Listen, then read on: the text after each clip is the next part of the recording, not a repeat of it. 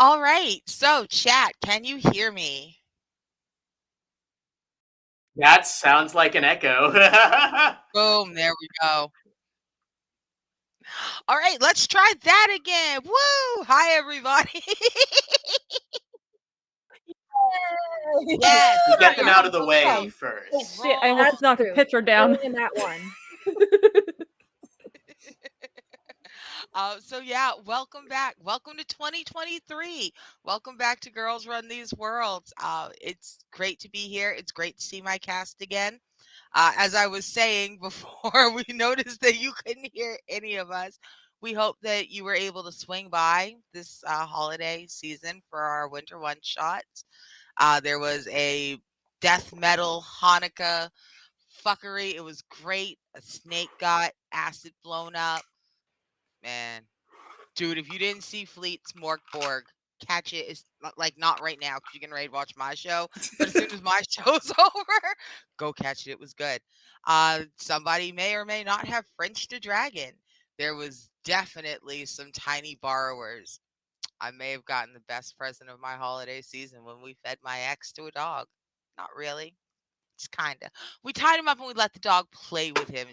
He wasn't really eaten. It was enough to satisfy me without breaking, Nom without nom. being unborrowerly. Let's go ahead and introduce our cast. We have a new face. We have a bunch of returning faces, and we'll ask them a very important question. And I think that very important question will be: does your character get seasick? Let's start with our friend Rosie. Hi everyone, I'm Rosie. I'm a TTRPG charity and variety streamer. Today I am playing Melody Herzbook. She is a geologist and she is finding herself very scared on this terrible, no good, very bad road trip. I don't think she'd know she gets seasick. She's never seen the ocean.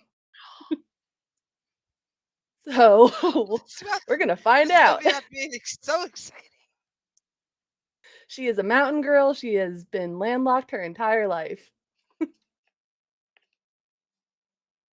All right, awesome. And let's go ahead and jump over to Nox. Hi, Nox. Hi, I'm Nox. She, her, and I'm well, I'm not Talia anymore. I am Pi Nakoni.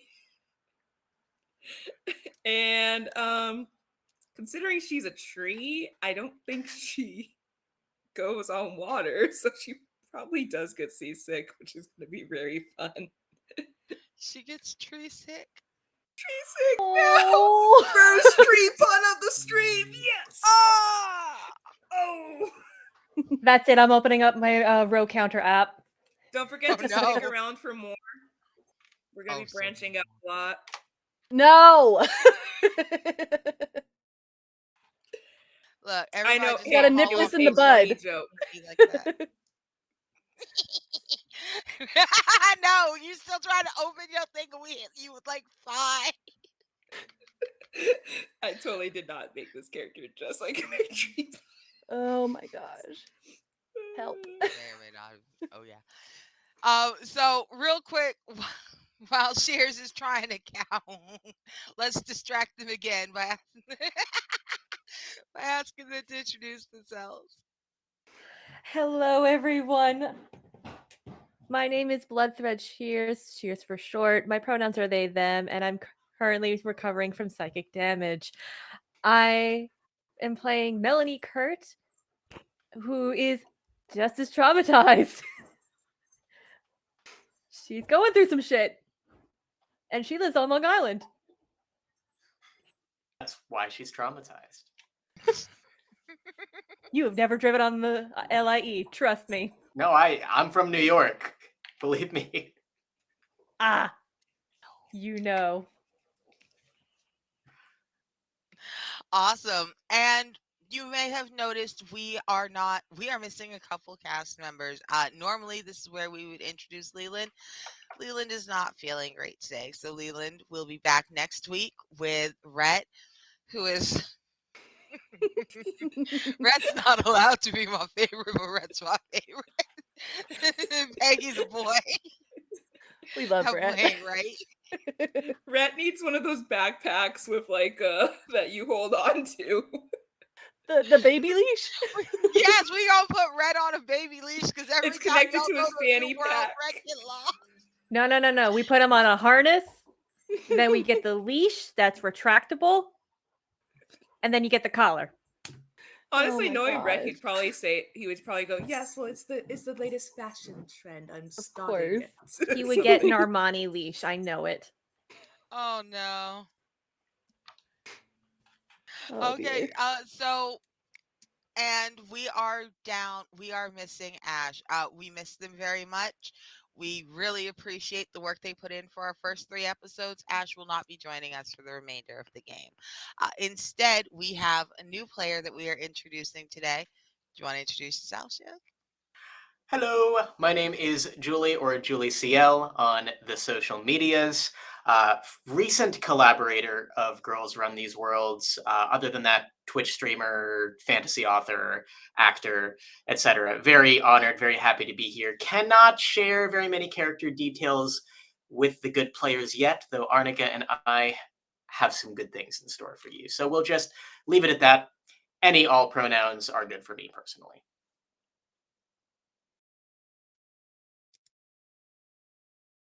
All Yeah, right. that's it. And this is one thing you can share with the other players. Is your character does your character get seasick? Without revealing too much, never. All right. So it's been a couple weeks. It's in fact been more than a month. So let's go ahead and I'll bring y'all in slow. I'll be kind. I'll be sweet. I'll be good to you. Let's do this. So, I'm scared now. I've been scared. I am so sweaty. you can't be sweaty in January. No. You know, I've been playing the Us soundtrack on repeat since we left off. Why would you do that to yourself? The same reason why I would hand sew an entire bodice. Torture. Okay. It took me a second to see the connection there. Wait, Julie, do you know what you're getting yourself into? Welcome. No, but I'm happy to be here. Welcome to the party. Welcome. You're with us now. Oh Lord. See, Lord. so the last time we saw our friends, our human characters, and now our Woodkin character as well, they were at the borders of what remains of Wonderland. Queen Talia stands there among the survivors, is starting to heal. Just the existence of her very presence, is enough to solidify all that remains of Wonderland. Um, her presence holds back just this writhing mass of roses that was trying to devour the entire world. And you see her standing there, a little bit sad, very proud of herself in your rear views as you all drive away. Now, as the road pulls out in front of you, very briefly, you see some flickering, almost like digital glitching, a little bit like a heat mirage. Um, the worlds lay over themselves. They kind of intersect, they flash as the road is being laid down. And briefly, you see um, some very dark, ominous mountains, so high that the peaks are lost in the clouds. Um, Dark and winding, the guardrails. What guardrails? You briefly see a desert. There are the remains of a long, burnt stretch of acreage. There is no sun, there is no moon, there is no stars. It is just dark, burnt out skeletal trees against further darkness. And then a bridge. And this wavers, flickers for a moment, and solidifies. It is long and arching. There is now nothing behind you but the bridge.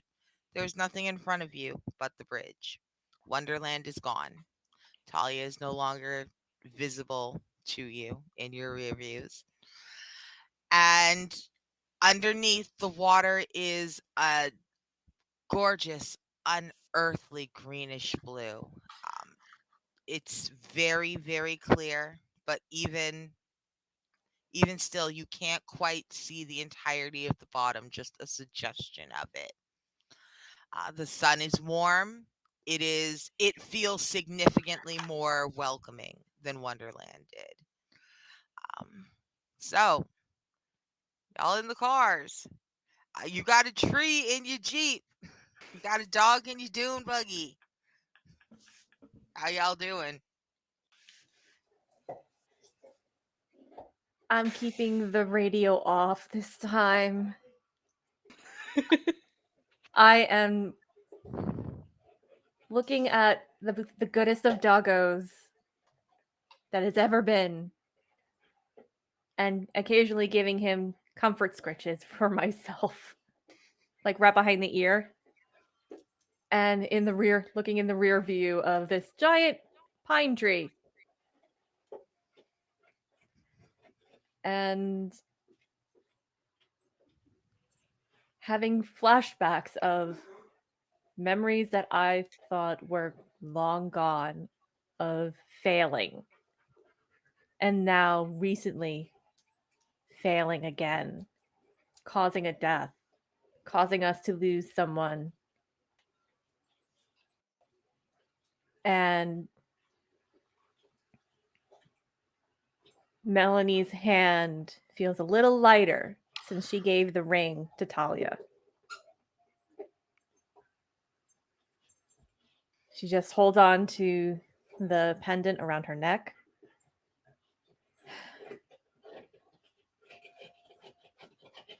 She's doing her best to stay calm and is failing. She is essentially being held together by paper clips and duct tape. Okay.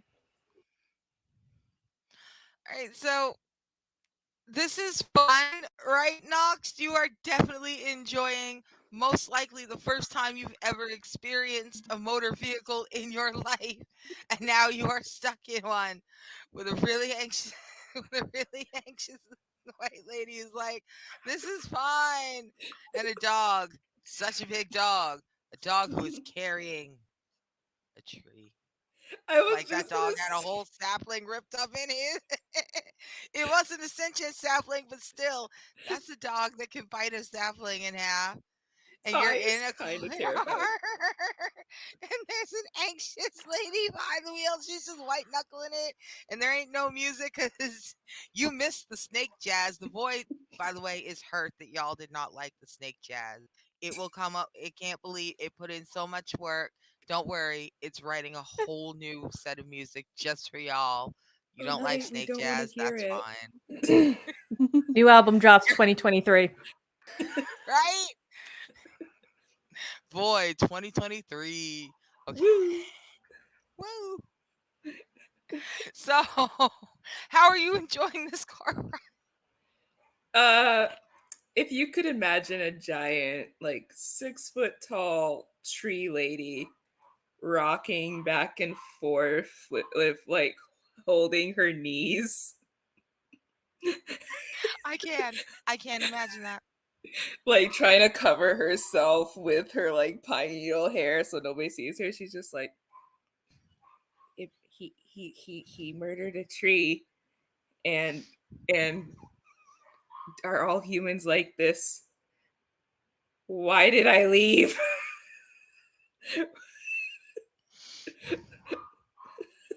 Like, why did I leave? Now, so the dog is now feeling. So now the dog feels awkward because I mean the tree is in the vehicle with you. And what is more disrespectful to turn around and just grab it real quick and just fling it out the window with his teeth, or to pretend like you're not sitting next next to the store outside. I forgot this thing was in the car until we put you in the car with The tree is probably pie is high. it. Like she's probably looking like it was a beautiful oak. It was a beautiful oak. It was so beautiful. It was going too soon. How could you do something like that? How could you murder I a tree will like remember you. Right, there's the Sarah McLaughlin. These people just rip out trees for fun and feed us to animals. Humans are worse than but the stories made them sound so nice and helpful.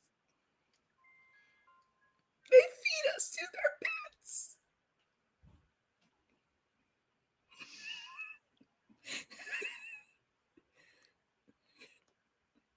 That no lies are detected, really. Um, Well, she's having a breakdown. so Melody, none of this is bothering you. You're just in your doom buggy. There's no one freaking out in your back seat. There's no dog having existential guilt next to you. You're just like, well, that was a shit show. Just kind of looking back and looking down at the steering wheel and looking back, trying to get any last glimpse of Talia and realizing that she is, in fact, gone and coming to terms with that and kind of breathing through it, trying to process everything that just happened and where are we going next? Maybe I will turn on the radio just to break the silence that permeates everything right now.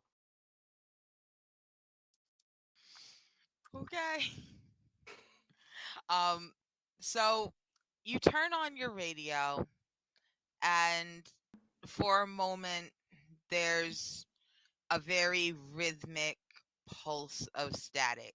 If static could have a heartbeat, that's what you're hearing just for a moment. And then it's the sound of howling ocean waves, but those become fairly rhythmic. It's there's music happening technically. So the good news is it's not snake jazz. The bad news is that you are picking up mermaid music. Um, and it's a little bit awful.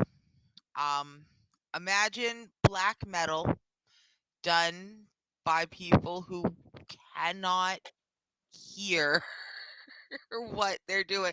So you need to imagine black metal as done by people who cannot keep up the time signature necessary for the drums because the water is in their way and only make terrible sounds that are mostly too high for you to hear, except for when they're too low for you to hear.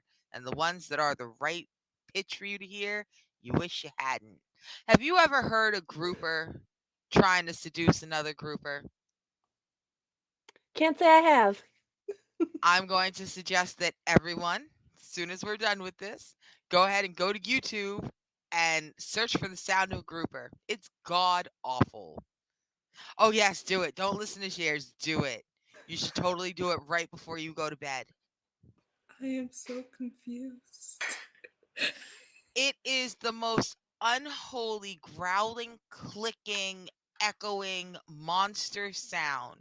I work it into every sound effect I can because the sound of a grouper very much makes you want to pull your feet out of the water forever. You hear that and you're like, that's the sound of something that wants to bite off every toe on my foot.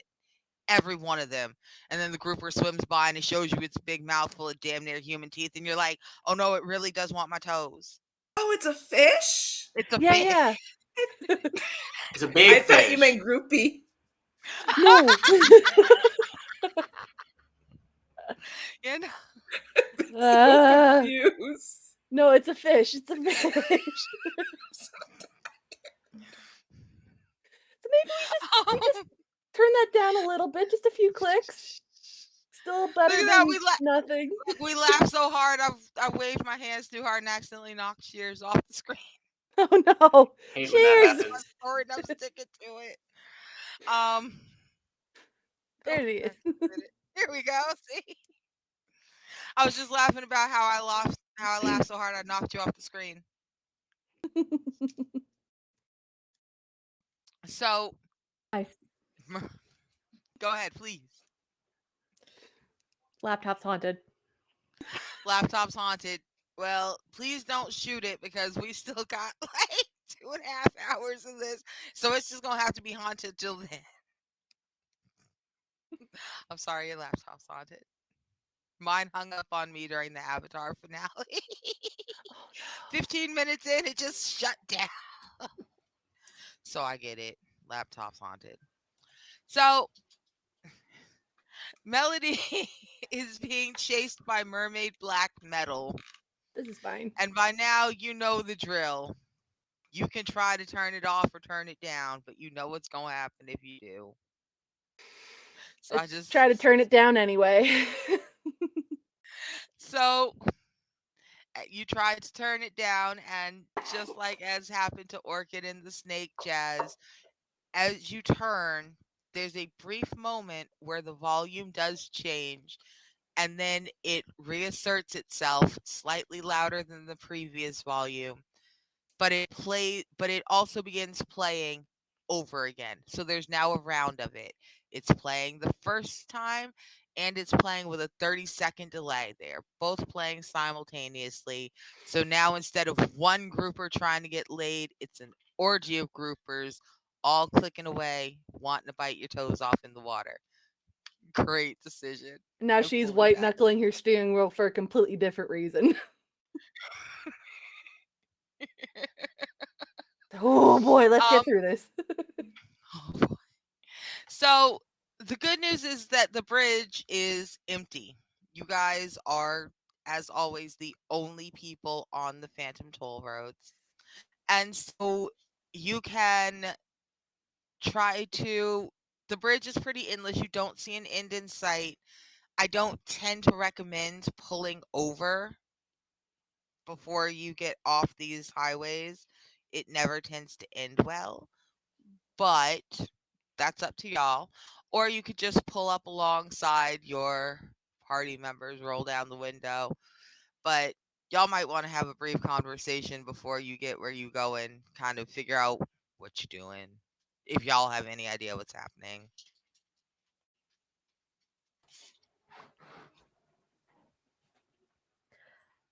Uh, Melanie's gonna look over at Talk and ask,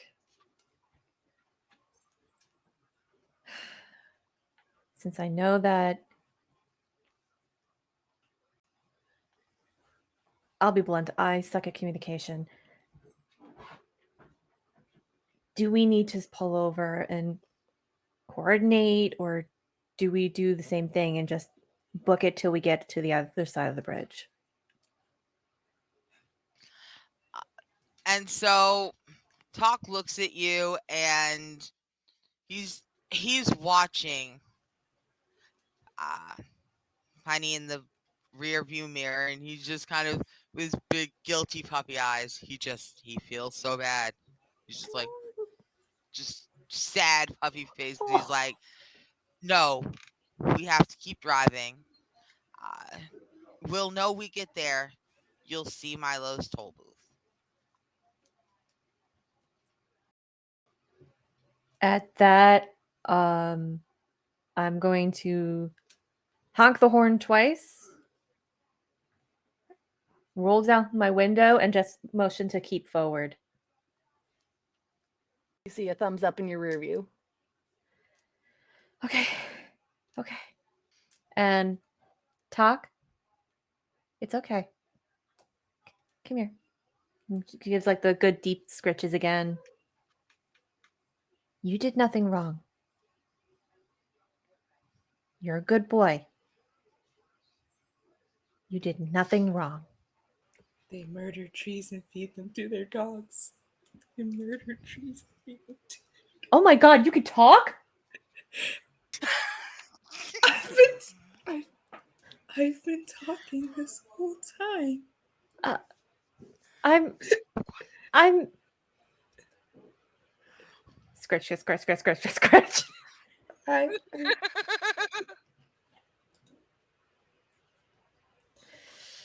Um, if you're talking about the stick, It was a tree. would you be angry if I said I threw my cane at the Queen of Hearts? Well, no, she probably deserved it. She probably deserved it. Yeah. Oh, and question for Arnica. Yes. Did Melanie ever get her shillelagh back? Um, the answer is currently no, but Fuck! you didn't get your shillelagh back. There is a chance that it may show up again. I'll take that. Okay. So, you guys drive for a couple minutes, and sure enough, right as the water is starting to get an ominous black tinge underneath it, the kind that says that the seabed, however far away it was, has now dropped far past where you were going to see it. So even though the top layer of the water is still a gorgeous blue green, it goes very black very quickly. And as you find yourself over this bottomless, endless expanse, water on every side, nothing between you and the waves but this bridge, you see off in the distance a quick flash, a mirage waver, and you see Milo's toll booth appear in the middle of the road again. So the good news is you guys have come upon a toll plaza. Anytime you run up on Milo's toll booth, it counts as a toll plaza. This is a safe place where you can pull your cars to the side. You can get out if you need to. You can discuss with Milo and ask him questions before he fully shunts the road into where you need to be. So what do you want to do? Melanie's gonna pull over. Again, open the door for talk and for this tree person that can apparently talk because she don't remember that. Um,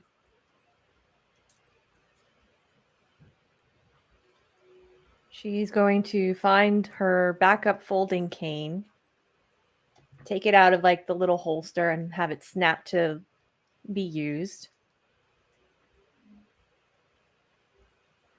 On it is like a little bit of like a keychain, like little charms and whatnot, and it's completely covered in stickers. And one of the stickers wrapped around it that says, "This cane kills fascists." Love it. Um, she is gonna go over to Melody and trying to keep everything together. Again, paper clips and duct tape. There's only so much you can do with that. Don't ask me how I know. And just go, "We're missing someone."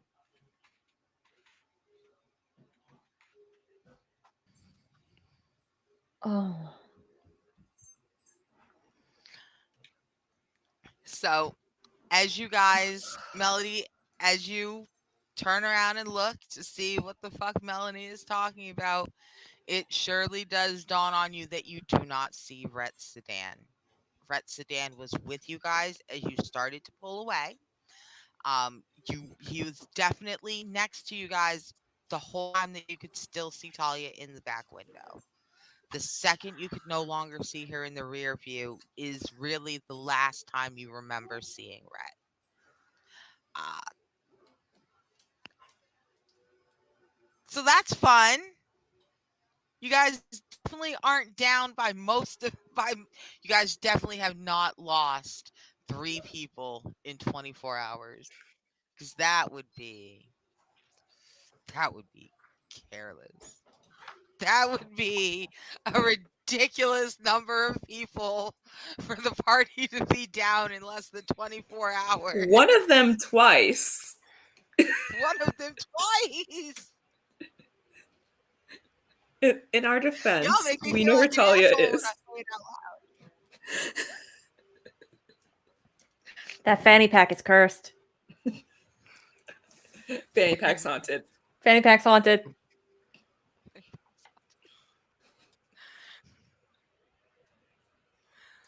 All right, so what y'all want to do? You're missing a guy. Milo's sitting in his toll booth. Milo's there if you want to talk to him. And in fact, Milo may have some news because as you look over, you see the food truck. You see Orchid's truck is parked behind the toll booth.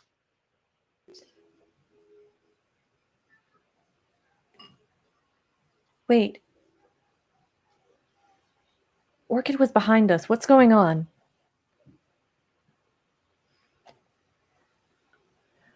What? Did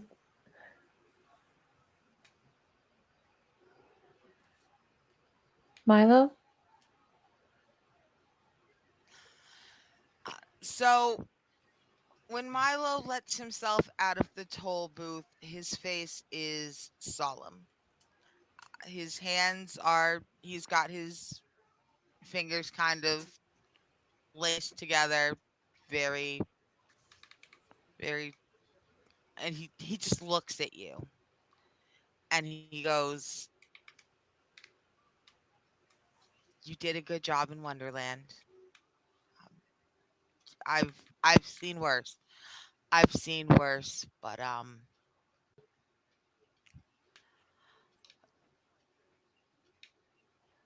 and he doesn't say anything else. He just kind of shrugs and he goes to hand and he holds out his hand, and when he does, you see Orchid's keychain. It's the same token that all of you are carrying around. Um, it is a replica of your vehicle. It has been infused with a childhood memory. It looks like your vehicle. Orchids, remember, looked like one of those little anime things where it's shaped like one, like the food truck on one side, and then it's got a whole bunch of stuff drawn on the other side.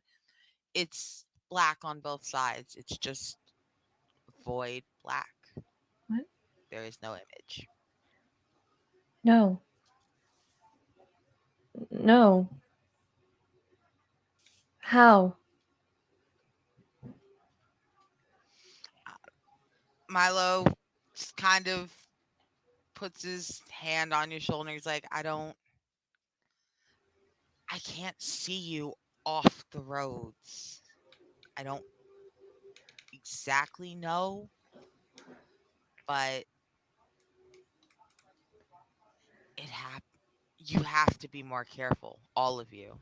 I Stick together. And then he looks around. As he is saying stick together, he looks around and you can see the anime just whole montage as Red appears, disappears, appears, disappears, appears, disappears. He goes, "Wait, really?"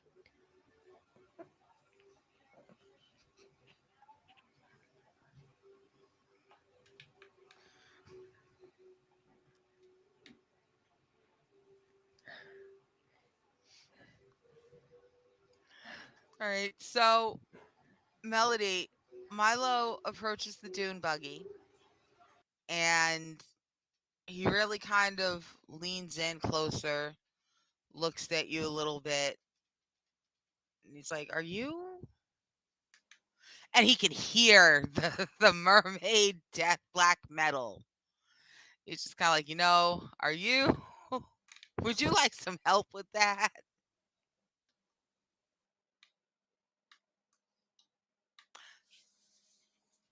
Hold on a second. Rosie, did we lose you? I feel like we're frozen. We lost Rosie. Hold on. Let me check the chat real quick.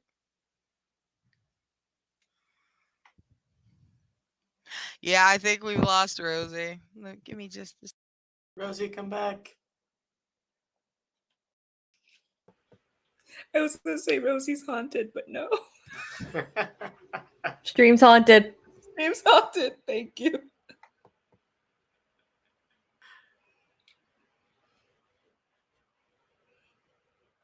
Stream's haunted. Super haunted.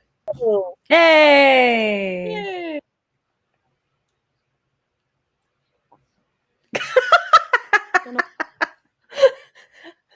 Phoenix Femme says, did Arnica knock someone off the overlay again? Arnica, you're muted. You're muted. no, gosh. Mike's haunted. Mike's Everything's haunted. haunted. I was muted this whole time. Mike's haunted. Everything's haunted. I am launching 2023 strong. We're the first stream of the year. I was going to burn some incense to cleanse this room. God damn. Are you kidding? This would happen after I burned incense and cleansed the room. You should have seen this shit before. It's like rolling nat I've been ones. cursed We're rolling all the for nat 2 ones, getting them out of the way for the channel. Knocking on wood. Great. They burn trees That's for what this is. cleaning? This tonight No. is Nat one night. We're just gonna be the Judas goat for the year. We're gonna Oh eat my all the gosh. tech gremlins tonight. This is why Okay. this is what happens when they don't burn the damn goat. Yes. See, this is what happened because Sweden didn't set their goat on fire. Come on, Or Sweden. Norway. Whoever the fuck had a giant hay goat, it was supposed to burn. Y'all was really so tired, you just let the goat just not burn in 2022. And now look, my game is cursed because you didn't burn the goat. I Really can't gets believe they my didn't burn goat. that goat. Okay. They didn't get my goat. That's the whole problem. All right. So, Rosie, were you able to hear us? When's the I was last able thing to you hear heard? you. So the last thing I heard was Milo helping me fix my radio. Okay. So yes, Milo offers to help you with your group in black metal. Would you like? Are you sure you haven't grown accustomed to it? Like it hasn't. It's not really. I mean, You want to I've turn heard that off? worse at some of the dive bars around where I'm You have from. not heard worse. I promise you, you have not heard worse. I've heard similar enough to be like, it's not great, but yeah, please turn it off. Okay. So Milo reaches in and just kind of leans past you. He smells so good. I'm just gonna let you know he smells so good when he leans past. I am muted again. How do I keep getting muted? How long have I been muted? Not long. I'm not even touching anything. I was touching my phone. My hand wasn't even on my tablet. I There's heard no you say mute that button Milo on my smells good. cord. Milo smells I heard- good. This is Milo canon. Wild. Okay, so he does. Milo smells good. So he leans past you, and as his hands touch the radio, there's a brief, like goldish light in the back of his eyes. Touch his hand, your radio goes off. He goes, I don't know if I would turn that back on again. That's fair. And he looks at you and he goes, how? Where's the white boy? You know, I would like to know that myself. He keeps disappearing on us, and I'm not too fond of that. As far as this trip goes, I promise you, we left Wonderland with him. Okay. So Milo just kind of scrubs his hands over his face. He buries them in his hair for a minute. Deep breath in, deep breath out. And he goes, if he hasn't left the road, I'll find him. But for now, we have to get you through into the Neverland so that I can close these roads. The longer the roads are open, the higher the chance that there will be a further void incursion into that world. So essentially, every time you guys travel, anytime you are on the road, the longer you are on the road, the more danger the place you're going to is in because he has to hold those doors open till you get there. All right. Milo looks over at Unox and he looks at Piney and he kind of, you're not the first Woodkin. He's known lots of them, so it's not weird to him. He's not unfamiliar. He reaches over and take, he offers his hand. He's like, "You're the anchor for Wonder. You're the anchor's champion for Wonderland. It's a pleasure to meet you." Nice to meet you too. And he looks and he sees Talk Stick just hanging out the Jeep. He just looks at you and he looks at the dog and he's like, "Really, man? Really?" He tosses Talk a Kong. It's Kong filled with peanut butter and it's the most ridiculous. It looks It's I a know I bowling ball, shouldn't isn't say it? I know I shouldn't say it looks like a butt plug for dragons, but like it's big. You're welcome. Butt plugs for dragons. Okay. So he throws this giant ass, just this big ass Kong on the ground. Talk goes right for it. And he just walks over, pulls the sapling right out. And he's like, he looks, and the roots are still attached. It's been just yanked out the ground, just the whole thing. And as he looks, he's like, "I bet I could replant her. She's she's a little banged up, but she'll be okay." Thank you. Do most humans feed us to their? If I do something wrong, am I gonna? Is he gonna? Are they gonna feed me to him?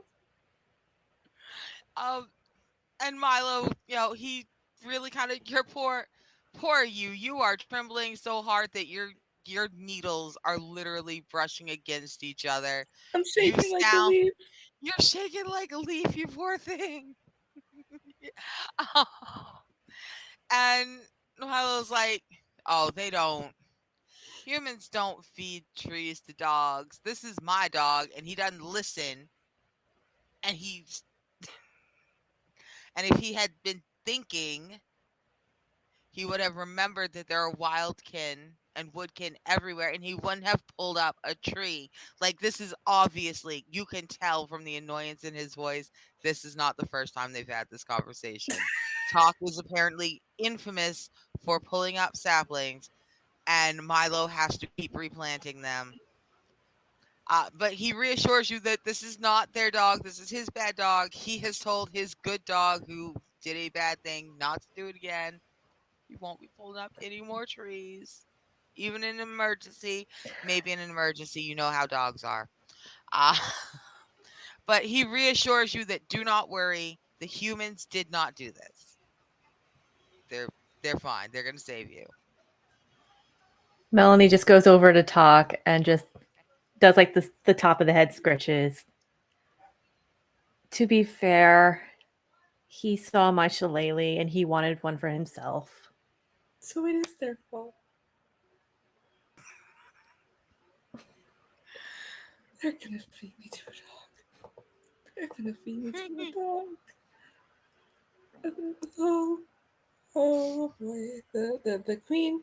The queen. Oh, they're gonna feed me to a dog. Humans feed. But okay. Okay. So Milo takes your hands.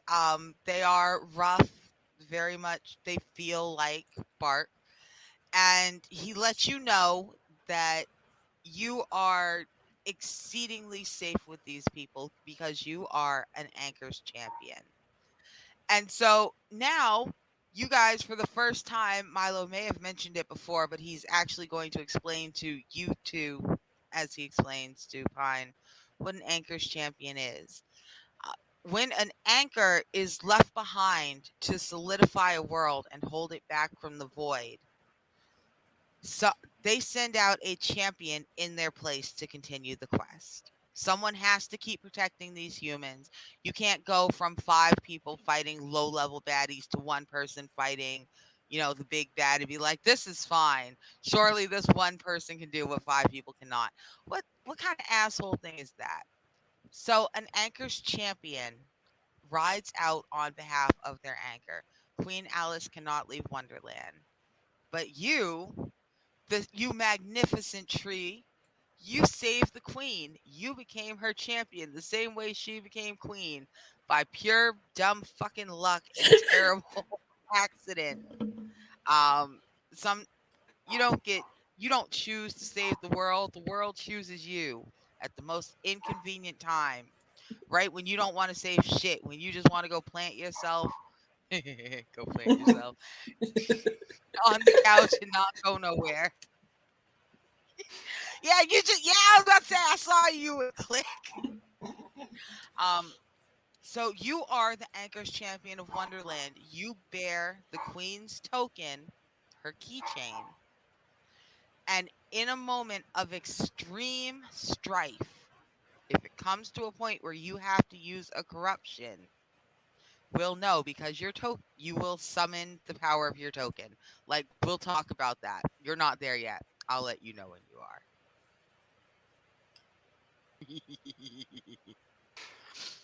Uh, but so that's the good news. You guys now know where you are. Milo knows where you are. Milo will be looking for Rhett. And more importantly, you're real close to Neverland. He just has to really kind of turn the on ramps on so that you guys can get off. Do you have anything you need to say to each other before you get back into the car? Or Melanie's gonna look at the lovely pine lady. We're not gonna feed you to the dog. Can I go with the other human? You can go with the other lady if you feel comfortable. Okay. Come on She'll now. tell you Leave all her- about rocks. I like rocks. I get along with rocks very well. Stonekin are my friends. Excellent. All right. All right, hop on in. Thank you. Melanie is gonna open the door again for talk and just say, "Hup, up." Oh, I'm sorry, Leslie. I didn't mean to say you. Oh, I'm sorry, baby. Wow, this system's really interactive. Yeah, The immersion. Oh God. Get talk into the front seat. Roll down the window so they can like go ha. And walk over to Milo one last time and just ask,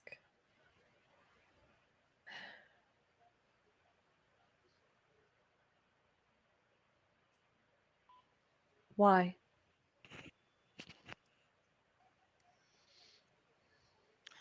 um and Milo will he just shrugs and he goes, because that's how life is. Um he's not dismissive, he's genuinely apologetic. And I'll be honest, he heard every single question.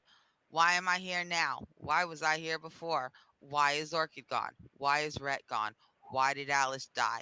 Why is Talia? He hears all of them, and the answer is still the same. I don't know, Suge. It's how life is. It's some bullshit, ain't it? Um, but he just, I don't know. Um, and as he walks in, the food truck was behind his toll booth the whole time. You guys saw it clearly. Orchid's food truck was there. Orchid's food truck is no longer there. There is now a there's a toll bar thing. Whew, this arm. There's a toll arm. That's the word I want. Stretching across the road where Orchid's truck was in what used to be a parking lot. You guys ready to go? You buckle in? Buckled in? Yeah, it's that belt thing. Yeah, you got it. That? Okay. Melanie goes back to the car, closes it, tries to do like the coping tools her therapist has been telling her to do.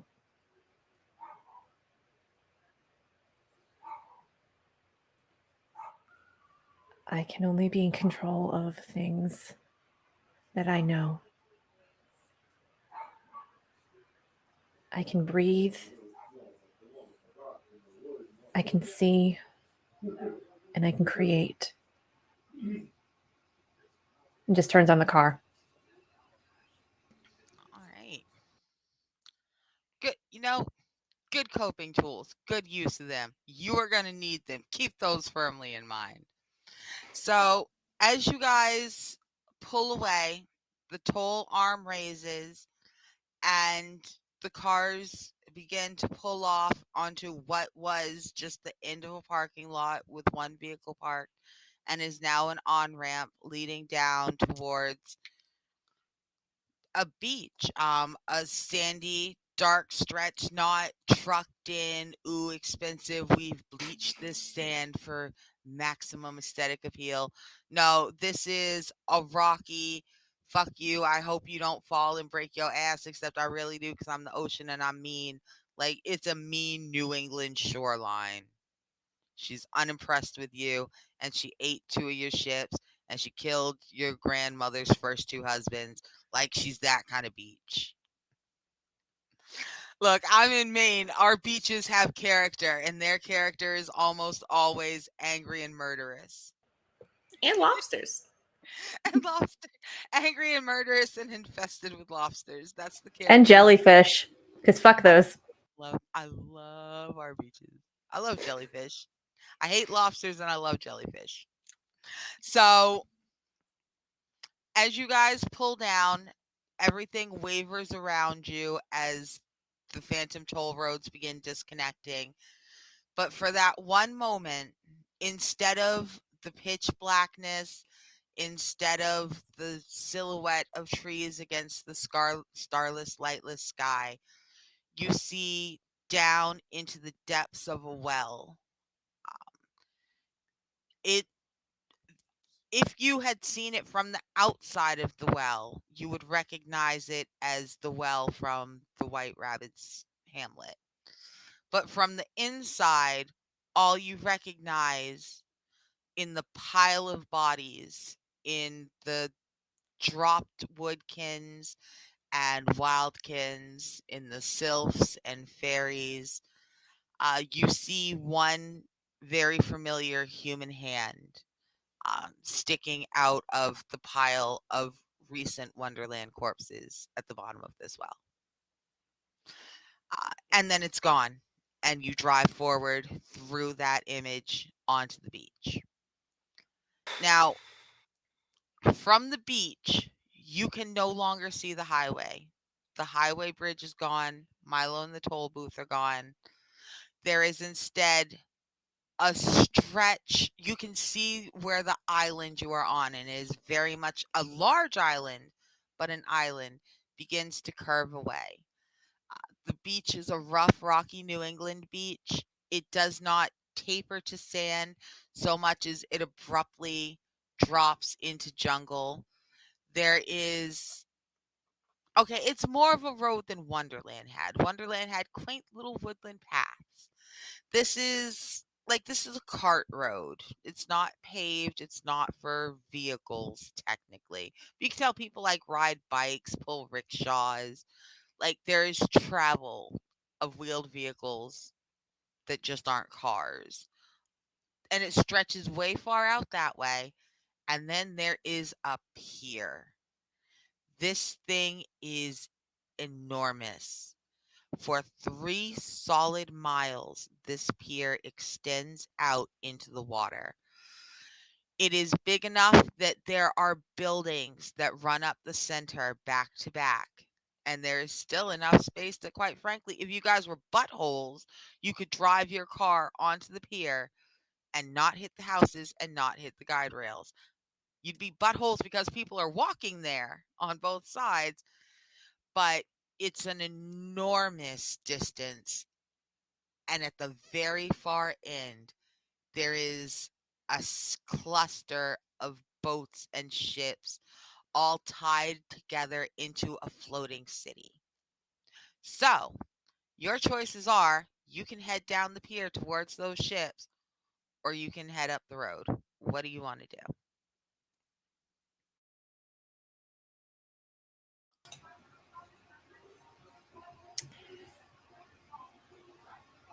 Melanie's gonna pull over, put on the hazards. your fucking hazards. I had to. I had to. Okay. Can you push that little triangle button there? Thanks. Yes. What is that? What is that? She's gonna get out of the car, just go over to Melody and be like, and like weigh options super quick and be like, "What do you want to do?" I mean, you've apparently been here before. I've never been on the water. I'd prefer to stay on land, but I'm leaving it up to you. I know, indecision. Not that.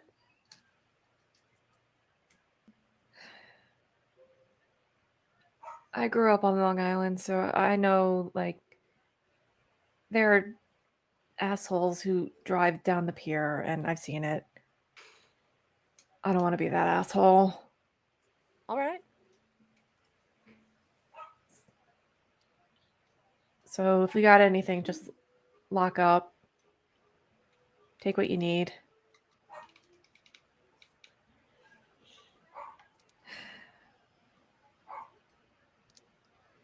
All right, so it sounds like you guys are gonna head down the pier. But we're going to hoof it. Mm. Yeah. Yeah. So Talk jumps out excitedly, and he's still got his big old Kong in his enormous jaws. His watch body is very excitedly flashing. You can see an image of this is a significantly younger Milo. Like, this is a teenage Milo. And there's an image of him and Talk doing a little dance together. If you've ever seen a kid and his dog dance, and the kid is good and the dog is mostly just getting in the way, that's the 10 seconds that keeps playing on a loop. He is very happily thinking of his person as he eats the peanut butter out of this enormous freaking thing. Uh, and he just follows you as you guys head off along this crowded pier. So while you guys are navigating through this real long distance, and I was not exaggerating when I say that there is 3 miles of pier between where you parked your car and where you got to get to. I'm gonna let y'all walk 3 miles. It's gonna take you a minute. Let's check in on our newest player. So, out at sea, there is a city full of ships. On that city full of ships, there is one ship in particular that is already occupied, not just by everyone else in the crew, but by our other player. So, Julie, why don't you tell us who you are? All right, so hey, my name is Benicio or Benny. I am, like many of the other sailors around here, kind of a pirating type. Stand at about 5'10", pretty built, kind of just throws on whatever clothes kind of makes sense. Red bandana, long black hair, Filipino. The most jarring thing about Benny, though, is that he never really goes without uh, this starkly intimidating sword. Very much unlike Benny, who's very friendly, kind of has very nice energy. Um, he has this very scary hooked sword with a bladed hilt, and the blade curves around as if it's meant to hook onto other people's swords in the middle of a duel and disarm them. Um, he also has a tattoo of a manta ray running down his left forearm. So that's Benny. You know, he's just probably doing his normal stuff on the ship, make sure everything is good, everything is where it's need to be. All right. So, real quick question, Benny, about your ship. There are a couple, everyone at sea who crews under the hook, and that's just how it is. Hook is in charge, but after that, there is a variety of captains, and most people actually crew for real under those captains. So there's a couple different ships real nearby, and one of them is yours. Could you describe what kind of ship you normally, the kind of ship that you live on, and I'll tell you who your captain is. Describe the type of ship I live on. Absolutely. Um, I think Benny really hates closed spaces. So it's a wide ship. The number one thing that was prioritized rather than height is width. That means if he's on the deck, he gets fresh air. If he's underground, it's still kind of like a loft setup a little bit below deck. Like he can kind of hang out, he can stretch out, play some games with the other members of the crew. Um, I think it very much has as much as possible, like kind of like a big sea creature motif. Like you look at this thing and you think like maybe it's a whale or something like that. With the styling of the ship, it's very wide. That's where he likes to hang out, at least. All right. So, Benny, you are on a particular junk. It is wide, has a low, shallow bottom, a long, what's the word, folded set of sails. If you've ever seen a traditional Chinese pirate junk, that's the ship that you crew on. And you work underneath a particular captain. Her name is Amanita Blue, and she happens to be in love with the Queen of the Mermaids. She has been for decades at this point. Everyone knows that the Queen of the Mermaids doesn't particularly care for humans. Mostly they're just delicious, but for some reason, she likes Amanita. She thinks that she is, who knows what she thinks? She's inhuman, and you can tell. But Amanita is allowed to survive and to come see her and to walk away with all her limbs every time. So, like, if it's not love, it's real close to love. And your captain has been gone. She's been off trying to woo her paramour again for a couple days now. So you're just kind of chilling. You are You've been with Amanita's crew for years at this point. You're not her second in command yet, but I'm you're gunning really for starting that to get spot just a little bit, though. right. You're kind of getting the feeling that the next time someone gets retired or does not make it through a battle, that's gonna be your spot.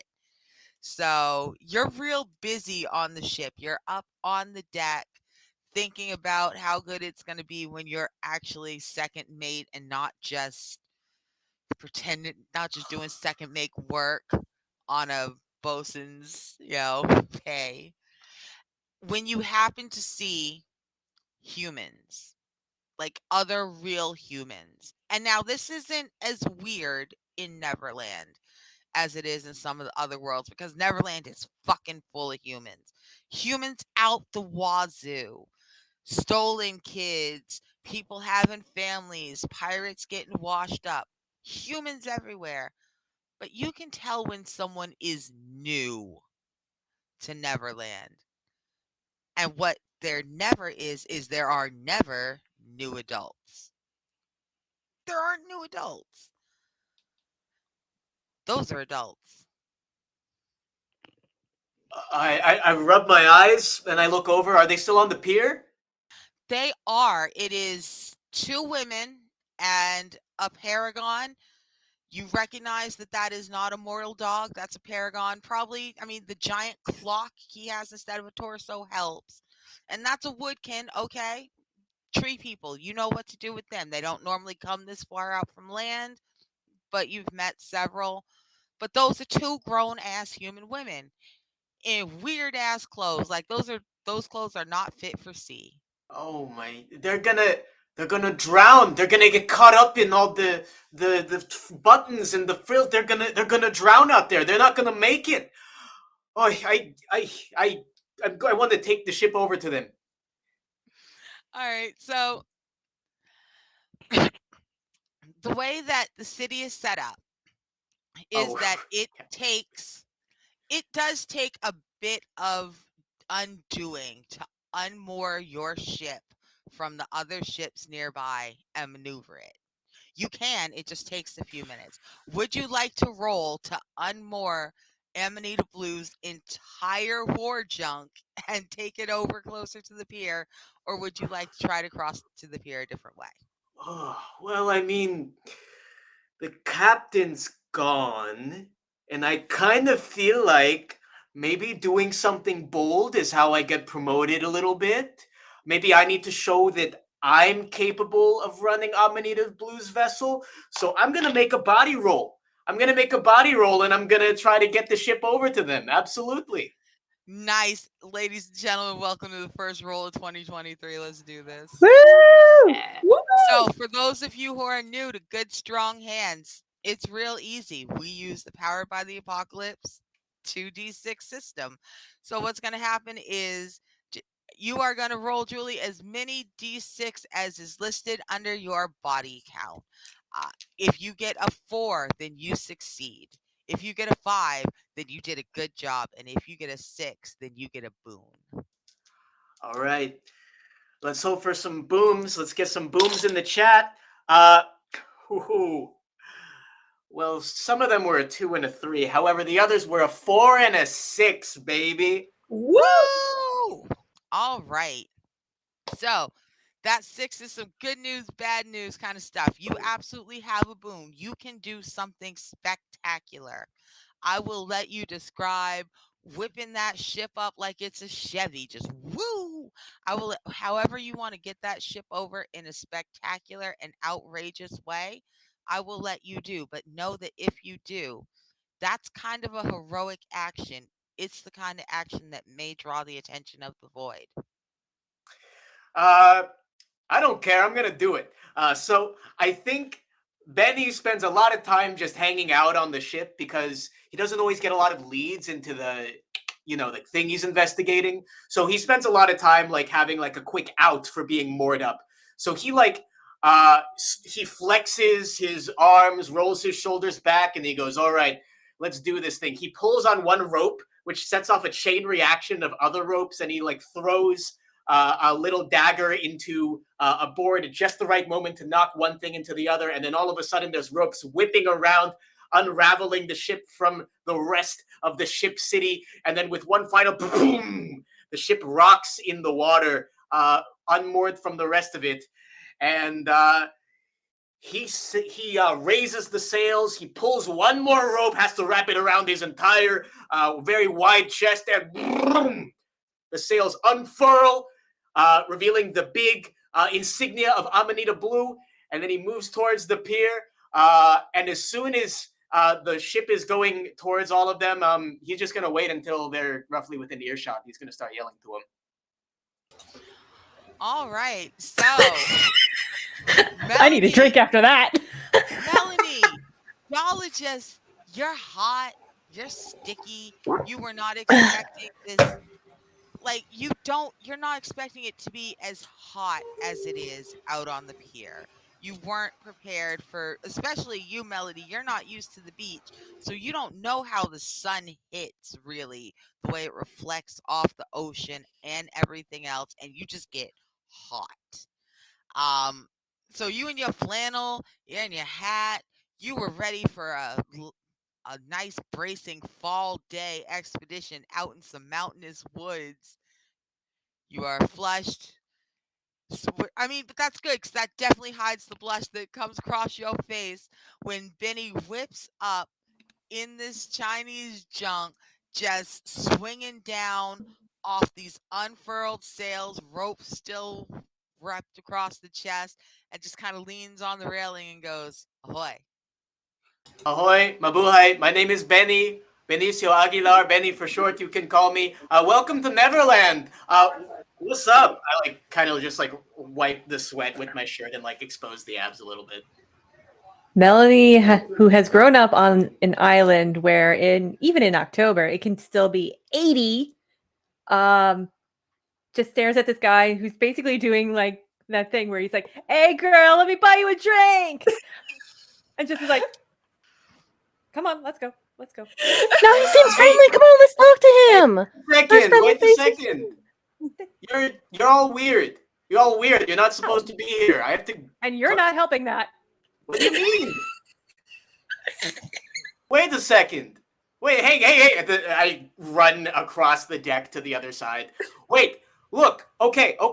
Listen, I'll start from the top. I totally understand. Stranger danger. No, I feel you.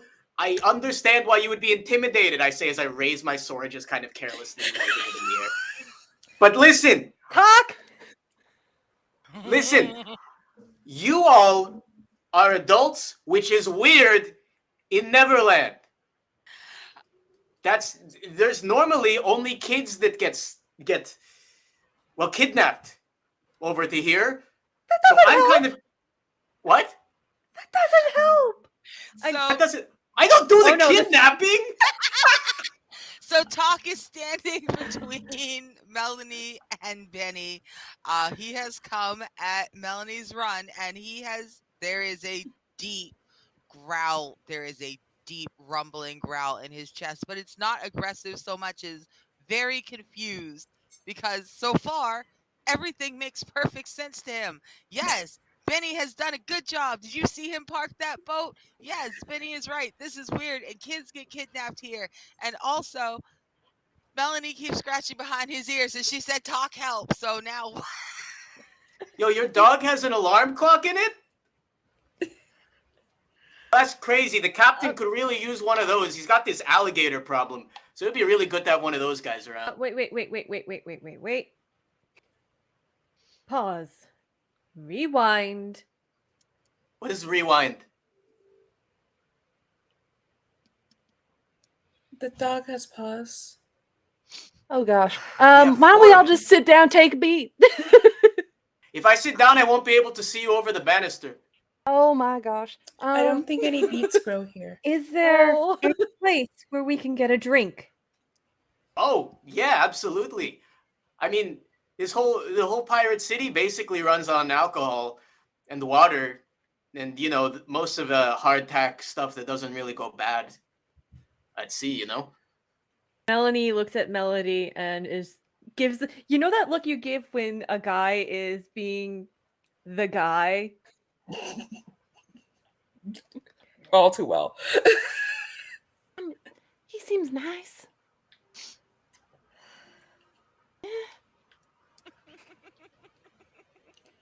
Do you feed trees to dogs? Do I feed trees to... The dog would choke if I fed a tree to a dog. No, I don't do that. I go with him.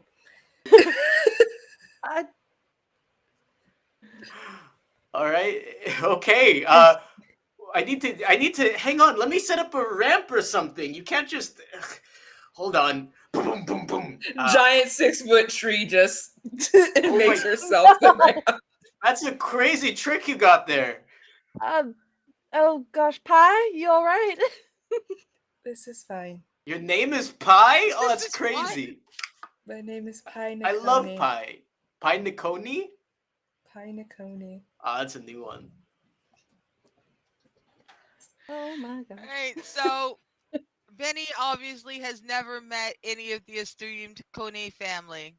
That's fine. It's very tropical here, and they are from a slightly more arboreal area.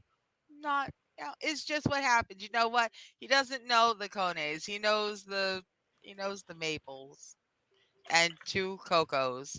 He knows the cocos. It's fine. So, They're nuts. no, what kind of fucking trees No. grow in that? They're nuts. No, fired.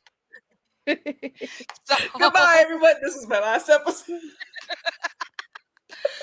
so as everyone very gingerly and a little bit uncomfortably makes their way as quick as possible across your party member who is just like, no, it's cool. Watch this. I could be a boarding ramp. So as you very gingerly go, oh Lord, I am stepping on a part. Let me just do the one step and jump to get onto the ship. You've already Um, fed my brother into your dog. It's not like you can hurt me anymore. Melanie actually just jumps from. Yeah. Oh, question for Benny. Yes. How far away is the ship from the dock? Oh, I as close as possible to get you all onto it. I wasn't just gonna like Oh, leave a bunch of then space. Melanie doesn't even need the ramp. She just hops on. Oh, okay, cool. Impressive. Fam, I'll I hop as have well. I family don't want to members who stand like on. boats. And she just like says like, I'm from Long Island. We have boats. I don't know what that is. You're from a Long Island? Some I've never been say to an island. it's shaped like a whale, but tomato tomato. That's so cool. Yeah, that's Uh, I go over to try to help Pi get on the ship, and I say Captain Amanita uses me as like a table sometimes. Like sometimes she just has me like get on all fours while she's like snacking. But what you're doing is so much more impressive. A lot more core strength used. Thank you. My core is strong from several rings of growth. Man, I got to get me one of those. All right, we should probably go back to the city. Lovely ship. Fallen wood. Huh? Fallen wood? I don't know. I Fallen didn't wood. make it. It's beautiful ship. Oh, Beautiful wood. Good wood. thanks. So I got some questions for all of you folks. How did you get here? Did you come from one of the other places? Can you be a little more specific? Yeah. So here's this place. This has ships and Yes. water. Yes. A guy who steals children. Did you come from one of the other places that doesn't have those things? Oh well, yeah. A couple different places actually. We were just in a place with a lot of flowers and a lot of death. Lots of trees. Lots there of was a trees.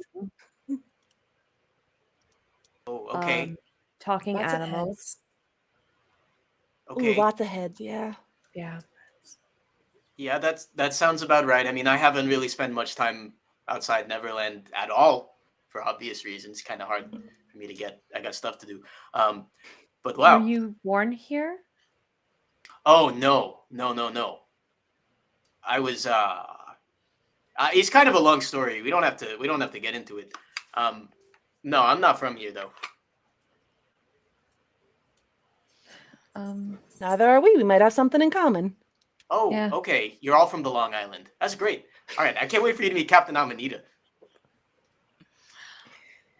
All right. So, as Benny, you know, so genial, just is leading you guys across the ship and starts herding you guys, sails the ship. You have never, okay, you, Melody, really have never seen anything like this because, again, you are landlocked. But Shears, you might, I'm not saying like you're ooh impressed, but there might be a little bit of you that's a little bit impressed because for real, you have never seen one person handle a ship this big by themselves this efficiently. Melanie will very quietly and very reluctantly check out Benny. As Melanie does, Benny has to turn the ship around, so he's working with all the ropes. So he's like at the sail. He's like just like moving all of the ropes around to twist the sails around. Is Benny a walking thirst trap? I don't know. Don't need to get thirsty. There's plenty of water around here. Yeah, so And- obvious. And like Melanie will just go to the rigging and just ask like, where do you need this? Oh, that one? Yeah, so you want to be really careful with that one because that one's more like the emergency brake. That one, however, will really help me turn the ship around quickly. On it. And she just goes into the rhythm because it's the only thing that's calming her down right now. And occasionally peeping at the muscles. Look, she's human. Right. So I'm going to leave you guys there, sailing your ship back in towards the spot where it's supposed to be docked, because you see what Benny sailed away from. The very important reason his ship was not in its normal space to begin with is that there is a captain's moot happening. All the pirate lords in the Neverlands have gathered together. They've sailed their ships up directly to the enormous brigantine, the Jolly Roger, and they are all aboard. And when you get there and you get parked in such a way that Amanita does not notice that Benny has moved that ship. Jesus fucking Christ, don't let her notice. Um, he will take you aboard to introduce you to the captains. But that can't happen right now because you know what time it is? It's time to run commercials. It's time to pay our bills. So Can you let's go Wait, oh, ahead. that's Let's copyrighted. take a quick break. We'll be back in like 10 minutes or so. Until then, let's get them Bezos bucks. This is where we leave you. Yalla We'll be yalla. back. See you Woo! soon.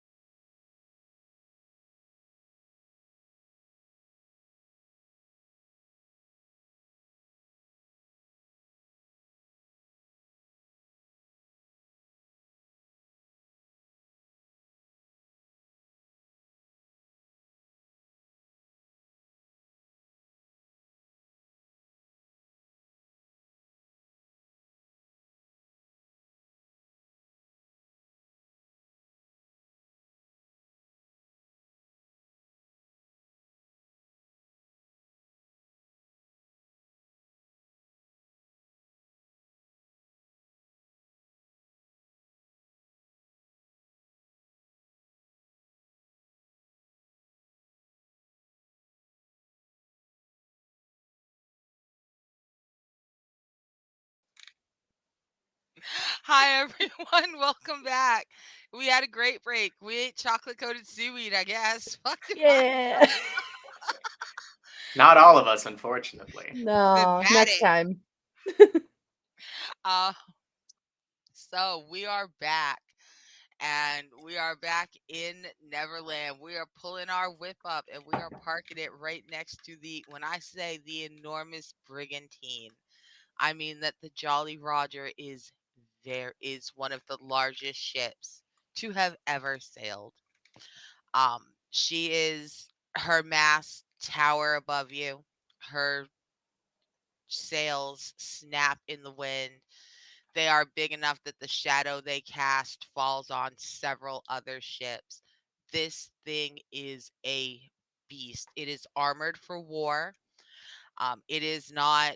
It's not a gentleman's little cruiser out on the bays. It's not built for running and hiding. It's built for running down and gunning down its enemies, and it looms above you as Benny whips Amanita's ship into its shadow, latches it, and a ladder drops down from above. It falls neatly onto the deck right next to all of you, and there are silhouettes of humanoid figures, probably humans, but not necessarily, leaning over the railing, looking down at you guys. Take it from there. What do you want to Immediately, do? do I recognize these figures? Um, Benny, you would. You Okay. recognize that they are standard crew members on the Jolly Roger. Being a crew member on the Jolly Roger is, it's the equivalent of being a Navy SEAL. You are the best of the best. Everybody knows the crew of the Jolly Roger. All right. It's kind of hard to sheath like a super bladed sword like this that's bladed on the hilt and up at the top. So he straps it to his back. So he does so safely, and then just kind of like holds the hands up, no hostile intention. Hey, hey, what's up? So one of them, a big, towering, like South Pacific, like a big, like the Rock's daddy, just is leaning down. He's looking at you. He's like, Benny, like You know him, but he knows you, Vinny. He recognizes you. Okay. He's like, look at that. You didn't even scratch it this time. Come on up. What do you need? Oh, just found some new crewmates.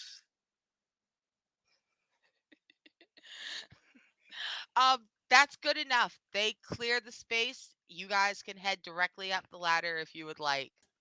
All right. I don't know if you guys have ladders where you come from, but it's pretty easy. You just like grab on, you like lift yourself up with your arm and your leg. Usually you do opposite, one Melanie and the just goes other. down, no problem. Oh, all right. You got it. Okay. Go ahead, show us how it's done. Okay. Here we go. Then he goes up. Melody sweats I just know. a little bit more. I was about to say, I know good and hell well you just stand at the bottom of the ladder like this. See, with your little nasty ass. Love it. So, Piney, you. So here's the thing. This is fun. There's a giant dog. Oh gosh. You're the only one big enough and strong enough to carry this big dog up the ladder. Do you want to leave the dog behind or do you want to take the dog with you? The cat's like, don't you dare pick up that dog.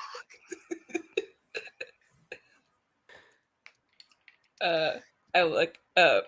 Pi looks at Talk and looks up and looks at Talk. You can't. You can't climb that, can you? And his ears are down and his tail is low. And he's like, no.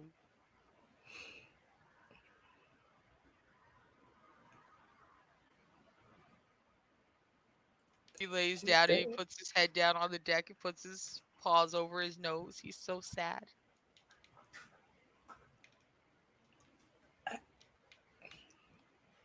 You seem like a very strong human. Do you? I have to do this, don't I?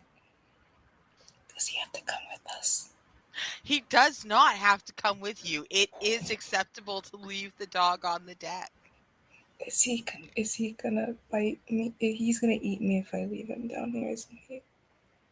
Oh, son of a beach, son of a birch. No, not son of a bitch. Nope, I'm not counting that one. There were two of them. You have to count both There's of them. two. They're both trees. Son of a birch. They're both trees. You got to count both of them. I got So, both. Talk looks up at you with that, when the dog realizes that you normally eat 2 hamburgers, but you've eaten 2 hamburgers and then you pulled a third out of the bag, and the dog is almost 100% certain that that is the dog's burger. You know that look of joy and hope. Mhm. That's the look the dog gives you. That's the look Talk gives you as you reach down, pick it up, and just kind of like, oh no, oh no, oh no, oh no, oh no, as you fireman drape this big beast across your shoulders so you can climb up that ladder as fast as fucking possible. Get it off you. Oh no, oh no, oh no, oh no, oh no. This is fine. This is fine. This is fine. This is fine. This is fine. This is fine. This is fine. Y'all right back there, Pi? Okay, just get up there as fast as you can. They eat trees. I promise you he doesn't. He was eating a Oh He my was God. chewing on a tree, it's different. How would you like if I chewed on you?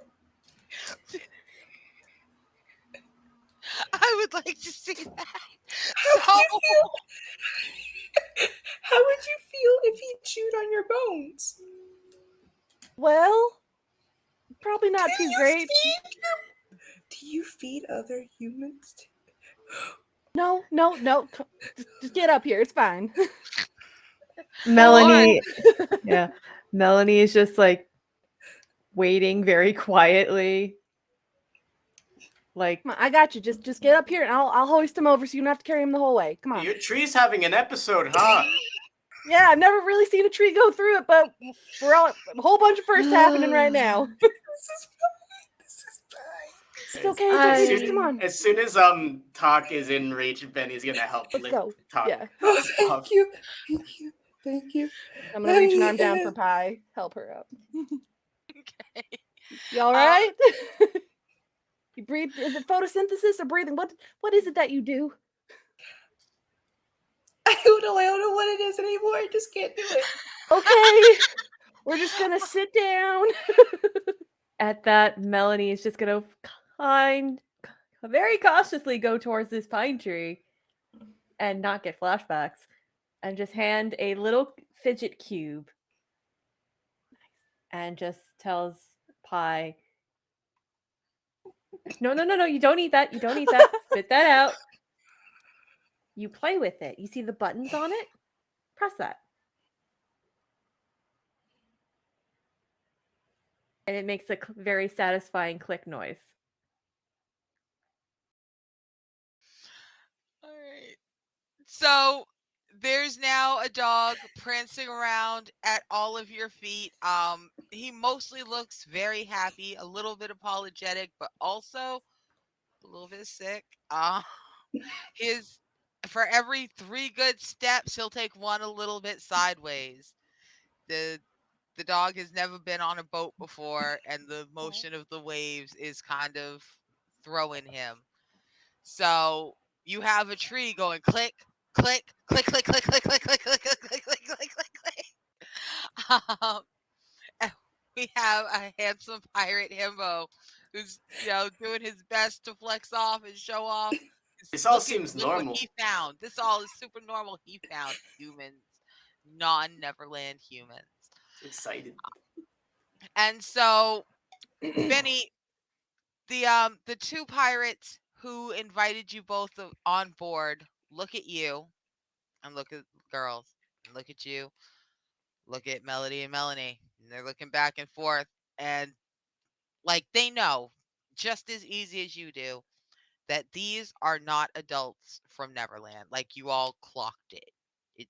They are not blending in because everybody's in some pretty basic wear. Things are leather, things are homespun, things are kind of rough. They are very much homemade. And just the way you guys assemble clothes is a really weird mix because there are a bunch of people from a bunch of different places and a bunch of different times, all at Neverland simultaneously. So the fashion here is unique. They are dressed like Americans from the 2020s. So you can clock them. And they look at them and they look at you and they go, Benny, what you pull out to sea?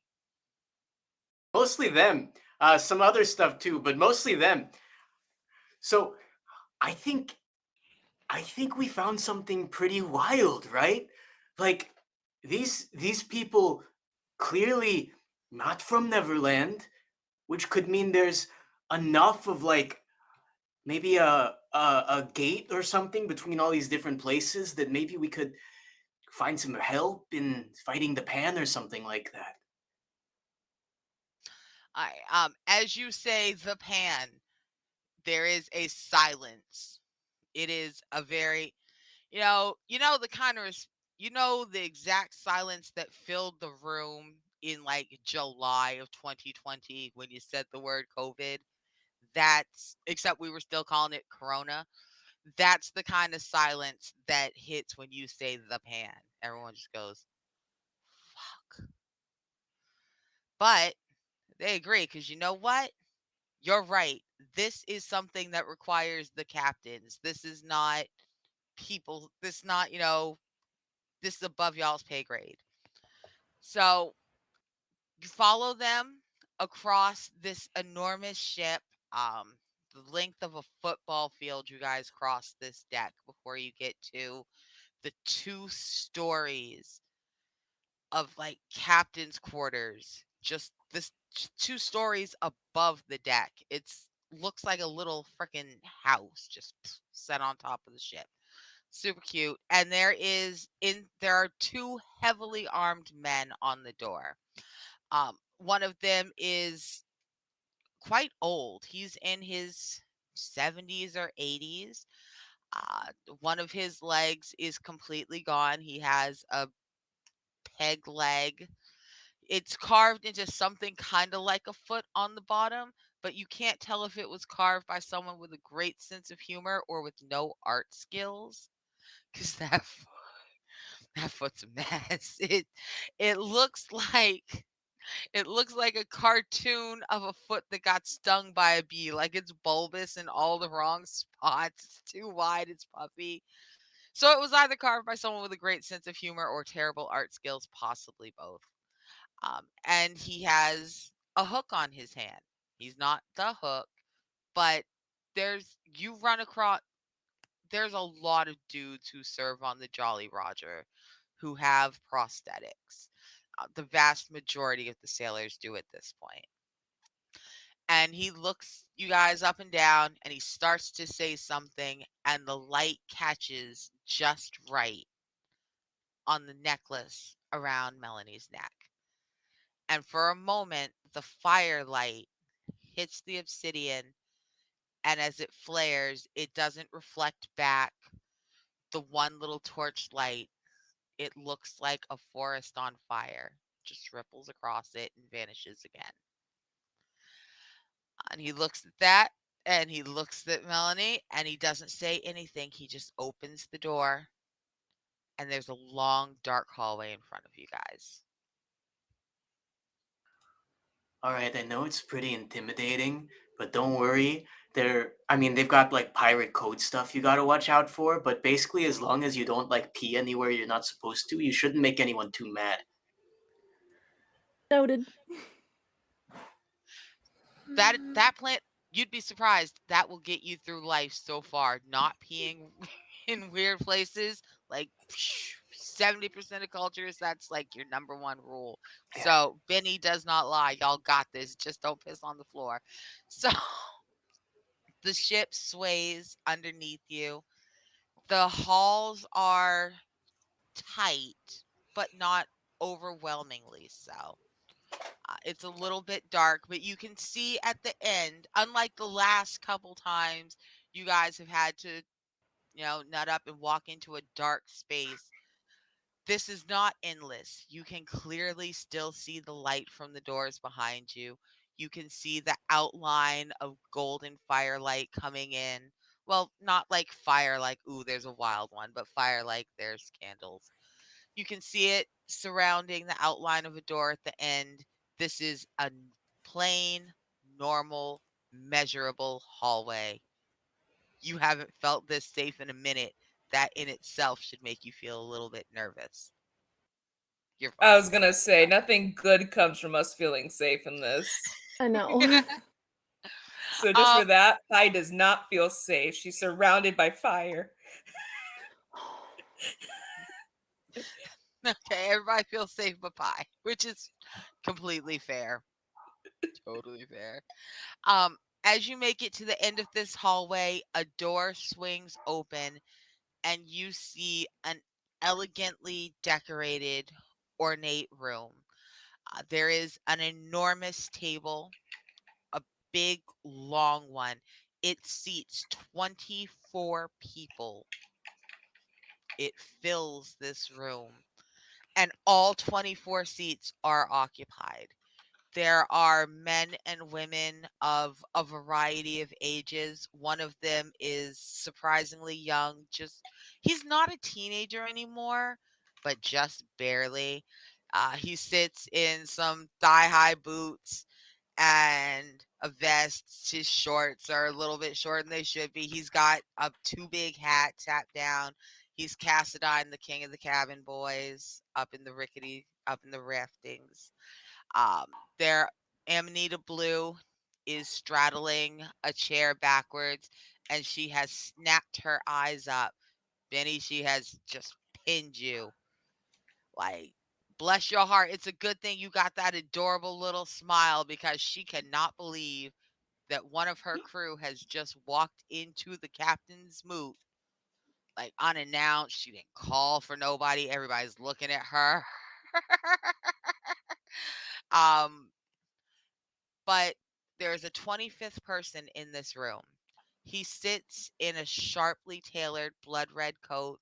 It is the correct dark shade of red to really kind of hide some blood until the last minute. His pants are the perfect shade of brown. No, I'm kidding. Bring me my brown pants. Okay, I'm done. But no, his pants are well fitted. He is on the mid to late side of 50, tall, firm, little bit lean. His facial hair is well groomed. His black hair is long and curly. It's about the length of mine. It's silver where mine is.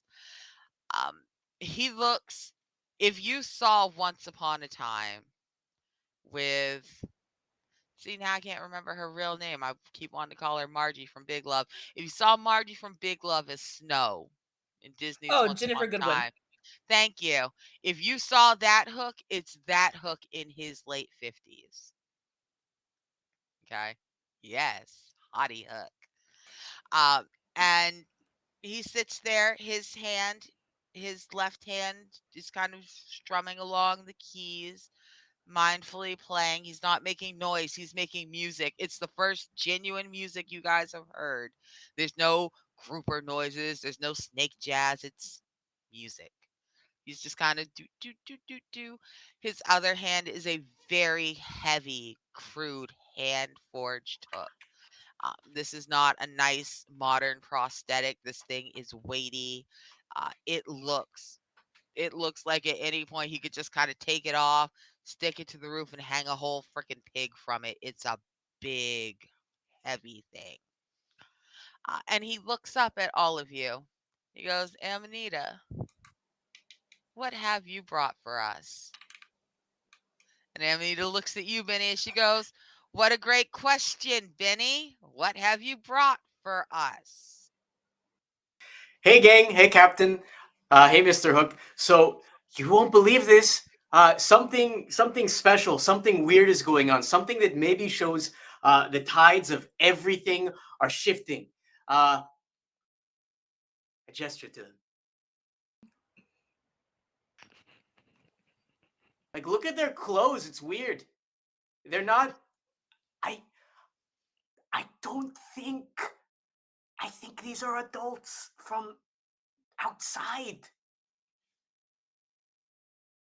Well, we came through that hallway in the door, so I. And Hook stands up and he looks at both of you. And it is Melody, you can see the naked relief in this man's eyes. Uh, he puts he crosses his arms so that his chin rests on his hook and he gives you both a smile and he said, did you get my letter? Oh, right, we did. And I'm gonna try to pat down and see if I still have it.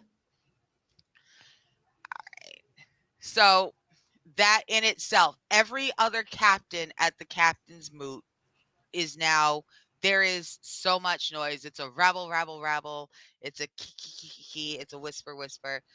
Everybody is making a whole bunch of noise because the meeting that you have walked in on is a desperate one. There is something wrong. The oceans outside of the Neverlands are vanishing. They're smaller. And what's underneath the water in those oceans is more dangerous than it's ever been. And the Neverlands, not safe. All right. Mermaids, not friendly. Man eating she beasts. The things that live in the depths of that jungle. My gosh, the shit that crawls out of the mouth of Skull Island. And this was their everyday normal. And they're all meeting together because the shit coming out of the depths of the ocean right now makes all of that look like a cakewalk. the size of the krakens that have dragged down these ships, the leviathan that the movement of its back starting to breach overturned a whole small armada. It's dangerous in these ocean waters. But none of the adults can head into land. Um, they've been trying to evacuate the pirate city. Most of the other pirates don't know about this, but the captains have been trying to evacuate the pirate city for almost a month now. And for almost a month now, they've been getting violently turned back by the army of the Lost Boys. There's only one road between the pirate city and the plain city, the only other place on land where adults can be. And they're not being allowed to pass on that road. And no one can figure out why. Like normally it's a game. Ooh, the kids want to fight, and the adults are like, "Oh no, you got me." And sometimes the adults lose a limb. And they're like, "Oh fuck, you got me." And the kids think it's hilarious either way because look at their leader. They're not right. It's not their fault. They'll grow out of it. Um, but no, this is they're murdering anyone who tries to pass. It was a bloodbath the last attempt. And the hook has a very specific rule that you do not kill the children. So they've been forced to turn back and surrender every time. And now the captains are hearing that Hook knows all of this, that Hook has made extra other arrangements because he understands what's actually going on. People are annoyed. So now you're in a room full of 24 angry pirates, one relieved pirate, Benny, and an anxious tree, and a seasick dog. Talk has wandered over to a corner. There has been one particularly bad wave, and now the dog is yarfed in the corner. At least he didn't pee where he wasn't supposed to. He did not, Minnie. You are correct, my good sir. Yeah, close one. Melanie is gonna go over to Talk and try to stay quiet and just blend in with the background and very surreptitiously hide her pendant. Okay. Melanie, you have the full attention of Captain Hook. Since you located your letter, you were able to find it. You had to pat yourself down a minute.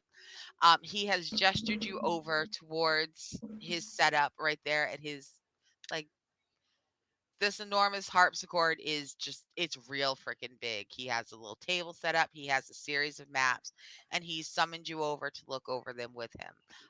You put the letter down, and as you do, you see that there is a change to the letter. Uh, it no longer says Queen Alice's name is no longer on it. Well, that's a little strange. But here's the letter all the same. Okay. Uh, and he says he looks and he notices that Alice's name is missing, and it's a real deep, heavy sigh. He sounds genuinely a bit heartbroken as he says, "So, you tried. Do you understand why we called you?" Still trying to wrap my brain around that one a little bit. If you could shed some light, that'd be most appreciated. All right. So, Hook stands up and he snaps his fingers, and all of the side conversation stops. Some of it stops respectfully, some of it stops resentfully, but it all stops cold. And he just kind of does one of those, and everyone gets up. Most everyone leaves quickly and promptly. Amanita is leaning on the back of her chair. Her nails are long, they're curved, they're painted a pitch black, and you can see them digging into the edge of the wood as she snarls at Hook and she goes, "I will not be dismissed. I still have questions." She looks over at you, Melanie, in the corner with the dog, and she says, "What are you here? Oh, Who are you? Why has he summoned you? What does he not want to tell us? She looks at the captain who asked that question.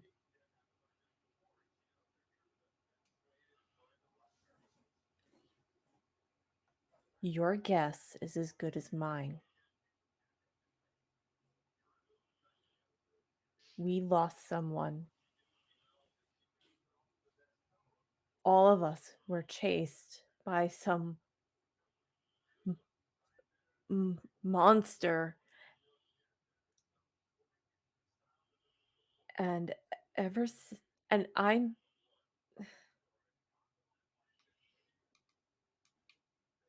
what I'm trying to say is that I'm trying, along with everyone else in this group,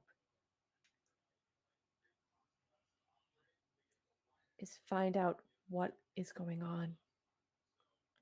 Because this is more than anything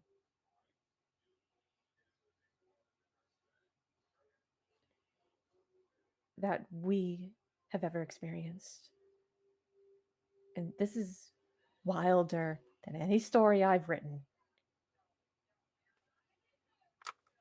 And she looks to Captain Hook. So I'm asking incredibly politely,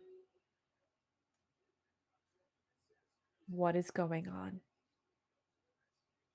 And I'm going to ask the same thing I asked our friend who helped us get here.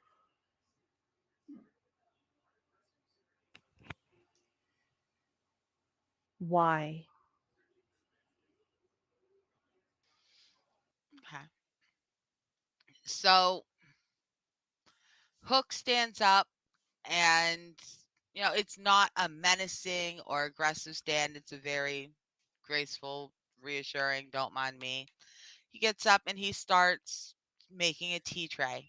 And as he does, his voice is very calming as he begins to explain that all of you are from reality. Once upon a time, he was from reality too. And reality and fantasy are always separate and always intertwined. They are and they are not simultaneously.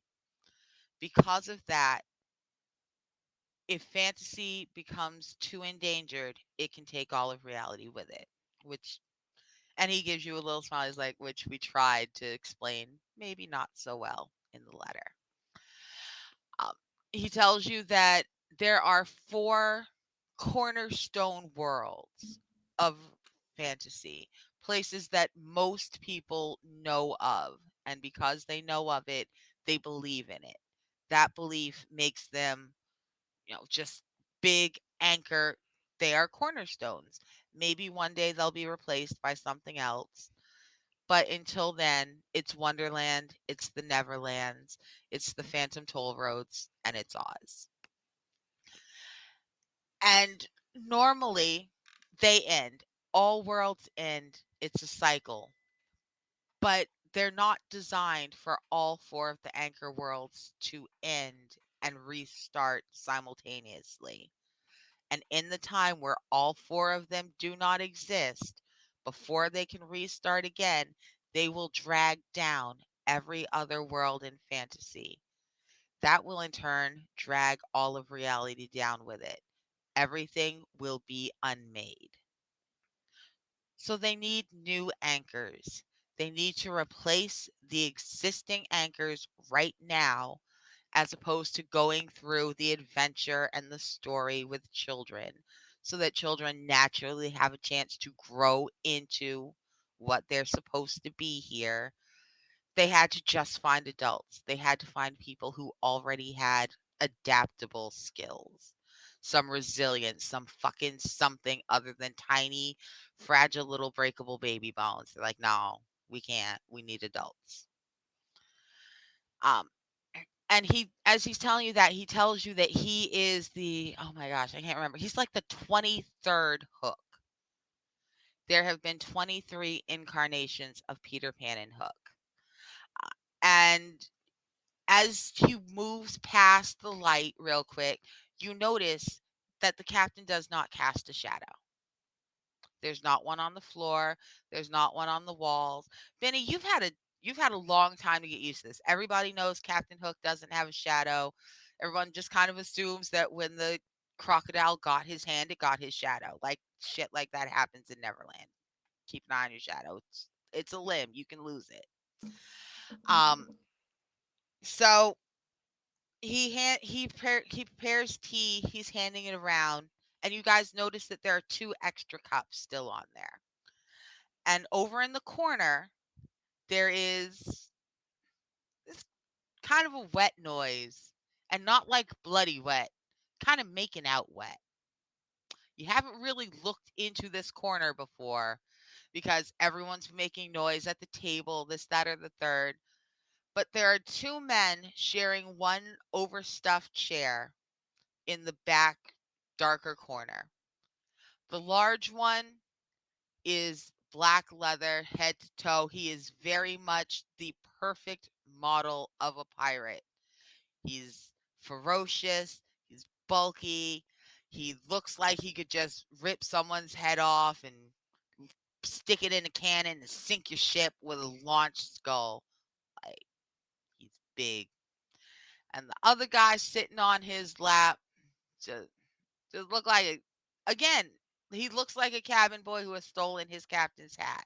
He's not. He's, they are of the same age. He's just really, really twinky looking, and he is dressed for the occasion. Uh, and they are just not paying attention. They are in their own world. They're staring deeply into each other's eyes. They are whispering in each other's ear. Ed and Bonet are psychotically, erotically codependent. They also own the fastest ship on the seas. They are the only ones who have been able to get anywhere close to around the Lost Boys blockade. So now it is you guys, Captain Hook, Ed and Bonet, and Amanita Blue. There are there's two pirates making out, not paying attention, one pirate who is enraged, and one without a shadow. They are telling you that Hook knows what's going on. The worlds are getting ready to end. And what he now tells you as he sits down is that, and he looks apologetically at you, Benny, is that it's now his turn. He and Pan are the same thing. Once upon a time, they were one person. And when the boy becomes the Pan, his shadow becomes the Hook. His shadow becomes everything the child is afraid a man is. And then that shadow spends the rest of its life teaching itself to instead be all the things a man actually is. All right. So the child is scared that men are big and evil and will hurt you. It's the kind of fear that was so deep in this original Pan, this homeless, ch- parentless, abused Victorian orphan who came very close to freezing to death in the time of Barry, that it has imprinted onto every Pan and Hook afterwards. And every Pan afterwards is a little bit skittish and a little bit feral and does not trust the adults. They're not allowed near them. Under no circumstances are the adults allowed near children. You can't trust them. But the Hook understands. It's the part that knows where the Pan used to come from. It's the part of the Pan that understands how the world works and that understands that just because one adult was terrible, that doesn't mean that no adults are safe. It's the part that rescues the teenagers, the young adults, those that are driven out of Pan's woods before he can attack them. Because when I say the Pan doesn't like adults, I'm serious. This is James and Barry's. He calls the teenagers Peter Pan. This is what Okay. I was worried about with you guys. You're not safe from that thing. I was when I was stolen away from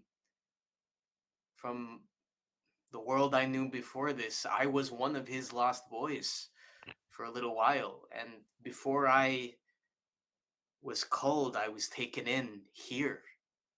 He is so afraid of time. He is so afraid of adults. We are not safe from him. So I couldn't just leave you all there.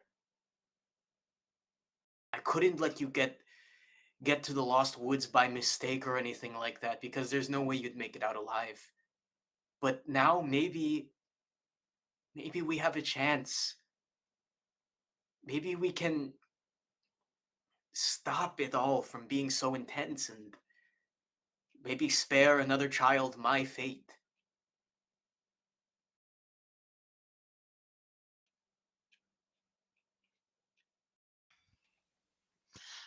So Amanita Blue has at some point in between Hook's explanation, she was there when Benny started talking. At some point, she has disappeared. She has let herself out of the room. But Bonet Black has taken his hat off. He's put it back on Ed's head. And he's leaning forward. He's looking very intently at you, Benny, as he goes, I knew I should have fought harder for you. You would have been much better on our crew. Are you sure you don't want to leave and join my crew instead? Like he he's very impressed by your heroics. I mean, we've had this talk before, Bonet. Amanita's really cool. Like she's romancing a mermaid right now. That's sick, you know? But I mean, hey, if you're what these people need to keep themselves safe, to keep other people safe, I'm willing to talk if they are.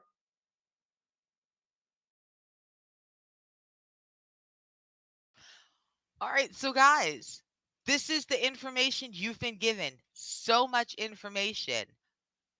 It's just percolating inside you, and now everybody's staring at you, expecting you to have taken it all in and just absorbed it and act like it makes sense. Uh, how do you feel? What you doing? Melody has been staring at the two extra teacups, initially thinking they might be for her missing friends.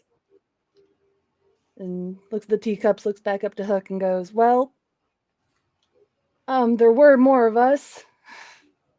I think we'd be stronger in those numbers. Do you know where they've gone off to? And you see Hook pull out. He crosses the room and opens, he moves a painting, and behind the painting is a safe. Like, not a new one with the dial, it's got the old, submarine handle. He uncranks the safe and he pulls out this map. It looks very much like the version of the map Milo handed you, but on parchment. And you hear it kind of wrinkling and crunching as he brings it over, spreads it out, and it's a map of the Neverlands. Mostly, what you see is an island, not maybe about half the size of Australia. Like the Neverlands are large. Um, you see that you are very, very close to the northeastern shore. The pirate city, it literally is just labeled the pirate city. It's a large cluster of ships. There's a very big skull that shows the Jolly Roger and then a whole bunch of little dots around it.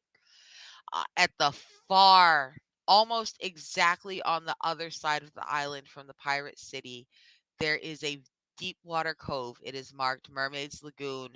Do not, like in red, it writes, do not approach. And right on the boundary, On the other side of the water that you do not approach, there is a massive rock shaped like a skull. It is the remains of an ancient volcano. It is a caldera. And it says, "Here be monsters." There are only two other markings on the map. One of them is an enormous tree in the far northwest. It says the trading tree. It's deep, deep in the jungle. All you see is miles of woods on every direction around it. And halfway between here and there, hither and yon, it says Plains City. Those are the only locations marked on the map. Hook looks at you guys and he says, if your friend, the one that you separated from, if he's not here, the only other place they could be is the Plain City for their sake.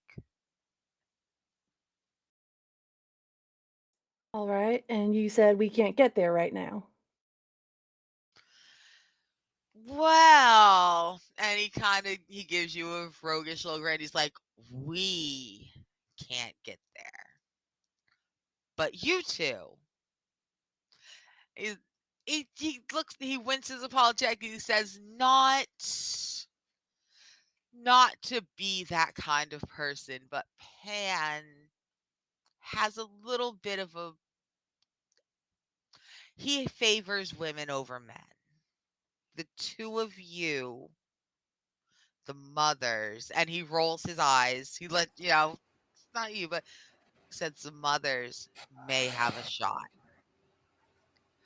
And if you were sent with an escort and he gives you and Benny, he looks over at you, he goes, the Lost Boys would look, boys don't always think girls can do the same things they can. A pirate would not be allowed through unless it was one pirate escorting a bunch of new mothers. So, since no children are allowed at sea, anytime women get pregnant on at the pirate city, should they decide to raise that child, they move to the plain city until the child is 10, at which point the child is taken away into the woods and they can either stay in the plain city or they return to the pirate city. So quite often women and maybe their families and partners, but maybe just them in a group, navigate these roads where no one else is allowed to. So technically, you guys could try that. Or the fastest ship in the pirate city is parked out to the side, and the two guys who own it are right there in the corner. Don't look at them though. If you, because they're being nasty. I'll look and I'll tell y'all when you can look again, because they being nasty. But you should not look. But when they are done, they could give you a ride. What But those are your two plans. Or if you guys have a plan, by all means, come up with one. What would you like to do?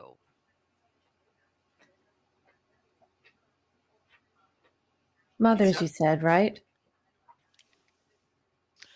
And Hook looks at you apologetically, and he pulls out a dress. Like it's not like an 18 bustles and corsets or anything, but it's a white dress. It looks like a nightgown. It looks like an old nightgown. He says, "This white flag, essentially, it lets them know that you are a mother heading to Plain City."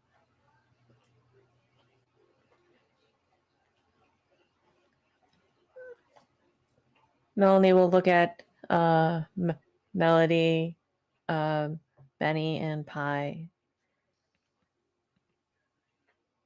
What do you think?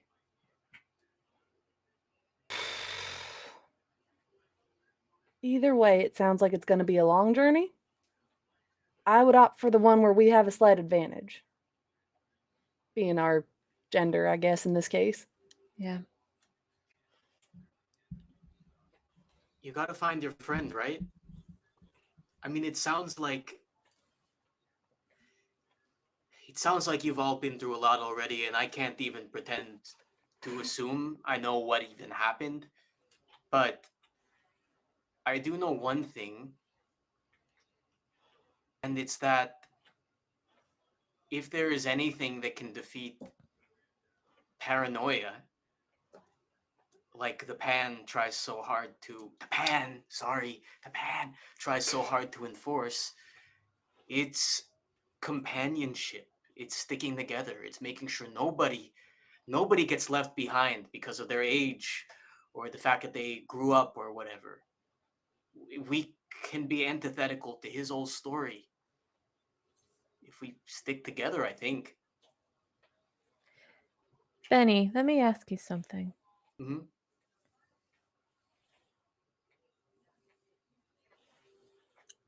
I'm gonna just call him the child just for the sake of everyone here. Okay. Does he like stories? Depends on the story. Especially ones where bad adults get what's coming to them. Oh, he loves those. Does he like horror? I'd say so. Hook? And he looks at you. We're gonna need more dresses. All right. He smiles. He can provide you with just a bunch of dresses. A bunch. This is a whole freaking city. So it is going to take him some time though. It's going to take him just a little bit of time to get everything together. Make sure that you guys can pass through as needed. Is there anything in particular that you need him to get other than dresses? Shoes so we can run. Mhm. A satchel for Melanie to put her book and her pen and the keychain that she swiped. That that was orchids. Okay. Awesome. So Hook tells you he can get all that for you within the course of a couple hours. Benny, he puts his hand on your shoulder again, one of those I'm real proud of you grips, and he's like, Benny, I'm going to I'll deal with Amanita. As far as this goes for this adventure, consider yourself a member of my crew. You are acting under Hook's orders. I'll sure do my best, Dad. I mean, Captain. I mean, Hook. I mean, do my best. Um, and he claps you on the back and he goes, "I know you will. Why don't you take them out to take them up to the riggings, just while we get everything ready."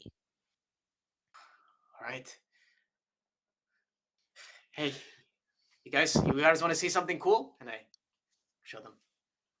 All right. Now, Benny is not lying to you. The riggings are cool. We're going, Pine, do not be afraid. We're going to leave the dog down on the deck. If you thought he was sick this high up, he does not want to go up there. But as you get further into the heart of the city, what you find is that the oldest ships, the ones that no longer unmoor from each other and sail away, the ones that are essentially dry docked forever together, have woven all of their masts and all of their riggings in between with sails, with rope bridges. There is an entire neighborhood built of rope and canvas into the top mass of these big ships. There are clubs, there are restaurants, people live there. There are some people who just do not come down ever unless they are summoned.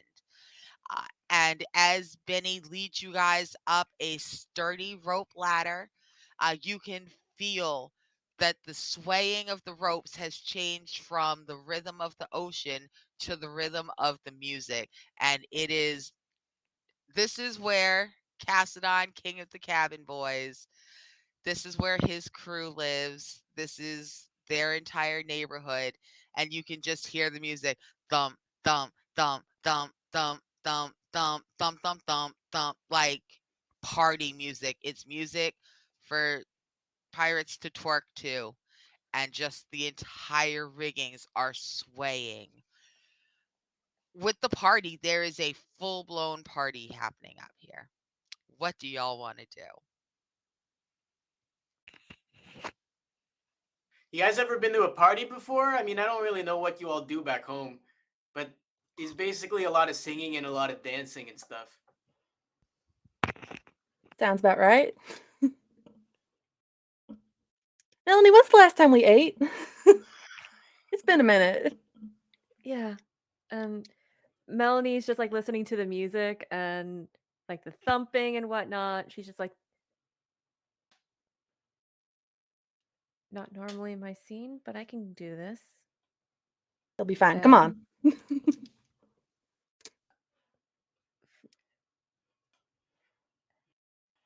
And she's gonna try and have something to light to eat because if she gets pulled on the dance floor, it's not gonna be a fun time. No, if you've ever eaten something heavy and then you go do dance, Fucks up your dance, it fucks up your tummy, it fucks up your day. I get it. I Yep. know where you're from. I'm trying to be classy here. Trying and failing. So there's a restaurant. There's like a sushi restaurant up there. There's a lot of seafood gets eaten, and I mean they call it eating it fresh, not raw, but there's a fresh fish restaurant. So it's essentially sushi. And there's even though everything's swaying, these knife cuts are neat. They are carefully cutting fish that you do recognize and fish that you really, really don't. You don't know what that purple thing is. I mean, it's barred like tuna, so it's probably tuna. It's probably tuna. It's just purple. It's fine. You'll be fine. It's definitely not mermaid. You'll be fine. It's delicious. Um, everybody's laying it out. People are digging in. It doesn't nothing smells poisonous. Not everything is familiar, but nothing smells poisonous. The Nobody looks concerned. Benny is just, helping himself. So how do the rest of y'all feel about all this raw fish set in front of you?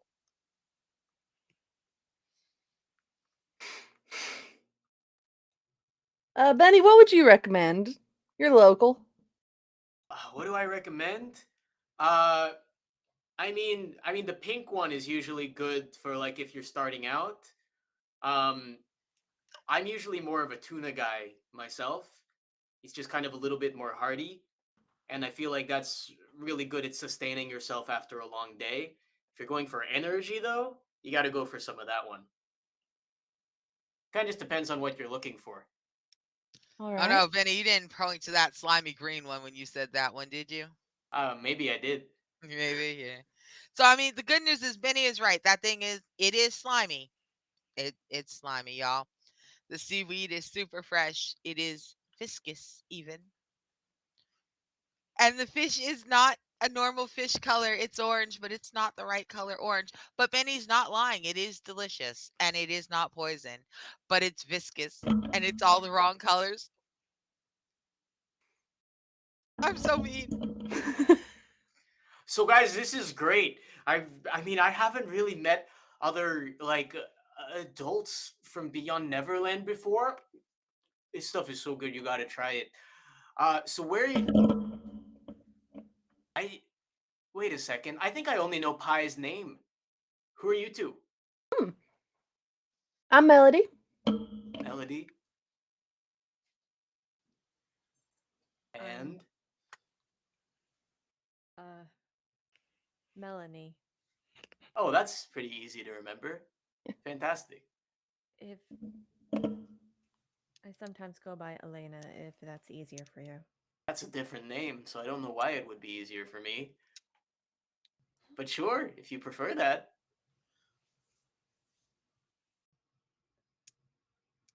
Where are you all from?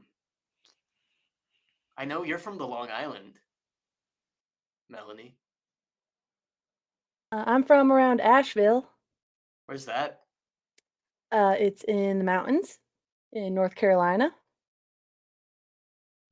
Oh yeah. I never made it out that far. Where are you from? Uh, Originally Batangas over in the Philippines, but my dad moved to California to go work on the railroad over there, and then that's I didn't really get to spend much time there before I ended up here. Wait, you said railroad? Yeah, like so okay, so you know how ships go across the water? Like trains are kind of very similar, but they can only go down one line basically that you have to build. So you're talking about the Transcontinental Railroad. Yeah, I think so. Um, Benny, what year was it when you were kidnapped? If you can remember that. I think like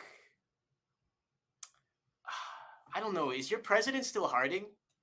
Oh my goodness. No. It's been quite some time since Harding. If Long I'm, time. yeah, if my math is correct, more than Oh, 150 years. oh, I'm old. Yeah, yeah. You look good for your age. Thanks. I mean, I mean, it feels like I've only been in here for like 15, 20 years, but Huh. wow, that's so. What's it like? What what happened? Where is there? What happened to the trains? Did it get built? Oh, yeah. It got completed, and a lot of us, myself included, usually use oh god, how do I describe it? Horseless carriages? Oh, like the Hmm. one you guys were that like I picked you up on. Yes, that. Yeah, I have a visual reference for that, so that makes sense. Um I like I said, I'm from Long Island and it's part of New York. The city. Not the city, I was in the suburbs. I Okay. Uh, and Suburbs. so she takes out her a piece of paper and takes her pen and just like does like a very basic drawing and she just like, okay, see this? Uh-huh. So I grew up here and then I moved out east to be by the water. So that's why I'm familiar with rigging. Oh, you're on like the Atlantic side of everything. Yeah. Wow. Oh my God, that's crazy. We were by different oceans, but now here we all are sharing the same ocean. It's crazy how all this magical world stuff works. So this is fun pie. Where are the Nicones from? Like, oh, I lived between a Christmas tree and an oak.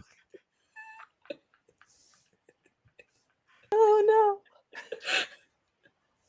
Oh, we live between the ferns. Ferns are great. Between two of them? No. Well, actually, yes. So they're brothers, but they had a falling out. Oh, it's sad. Yeah, but they were about to be friends again. I was really rooting for them, but they just the poor sap. I mean, His brother he, betrayed him with fronds like that. I mean, yeah, exactly. They were. he said to me. I mean, yeah. I mean, when you have two brothers, it's hard to have somebody that you grow up with like that if they're just needling you all the time. Like, it's hard to get like a moment peace. Just want them to leave you Exactly. alone. We are none of us are sorry. Got to get to the root of the problem. 15. It really soiled the whole relationship.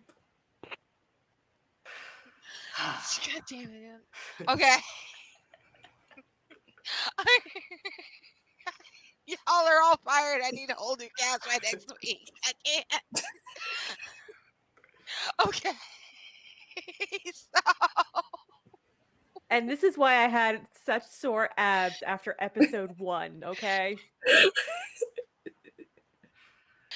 so as you guys are sitting around shooting the shit, eating, um, finally some more regular, recognizable food. One of the chefs preparing the food has recognized that Melody and Melanie, you two are kind of picking around what is real normal kind of stuff.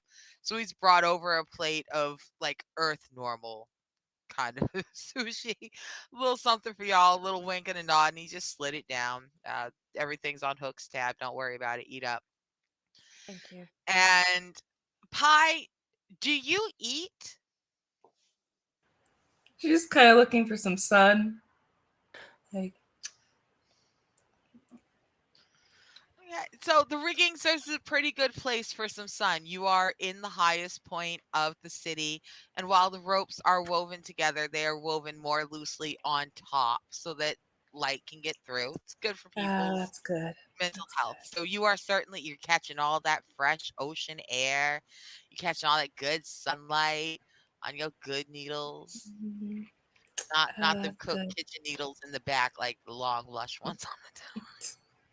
This is good. I'm having Yeah, a I talked coral about your kitchen on blast. stream.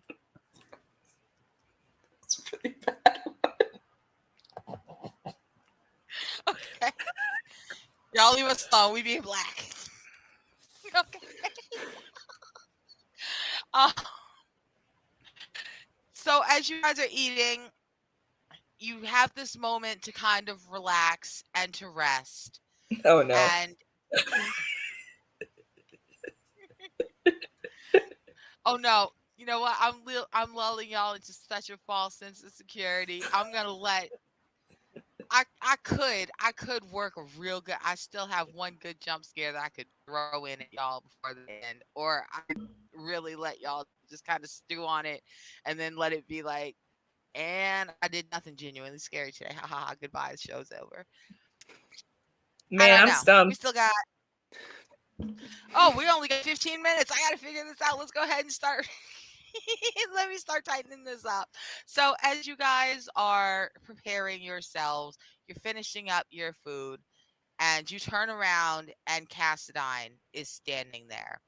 Um, he's got his boots are ridiculously shiny. His hat's too big.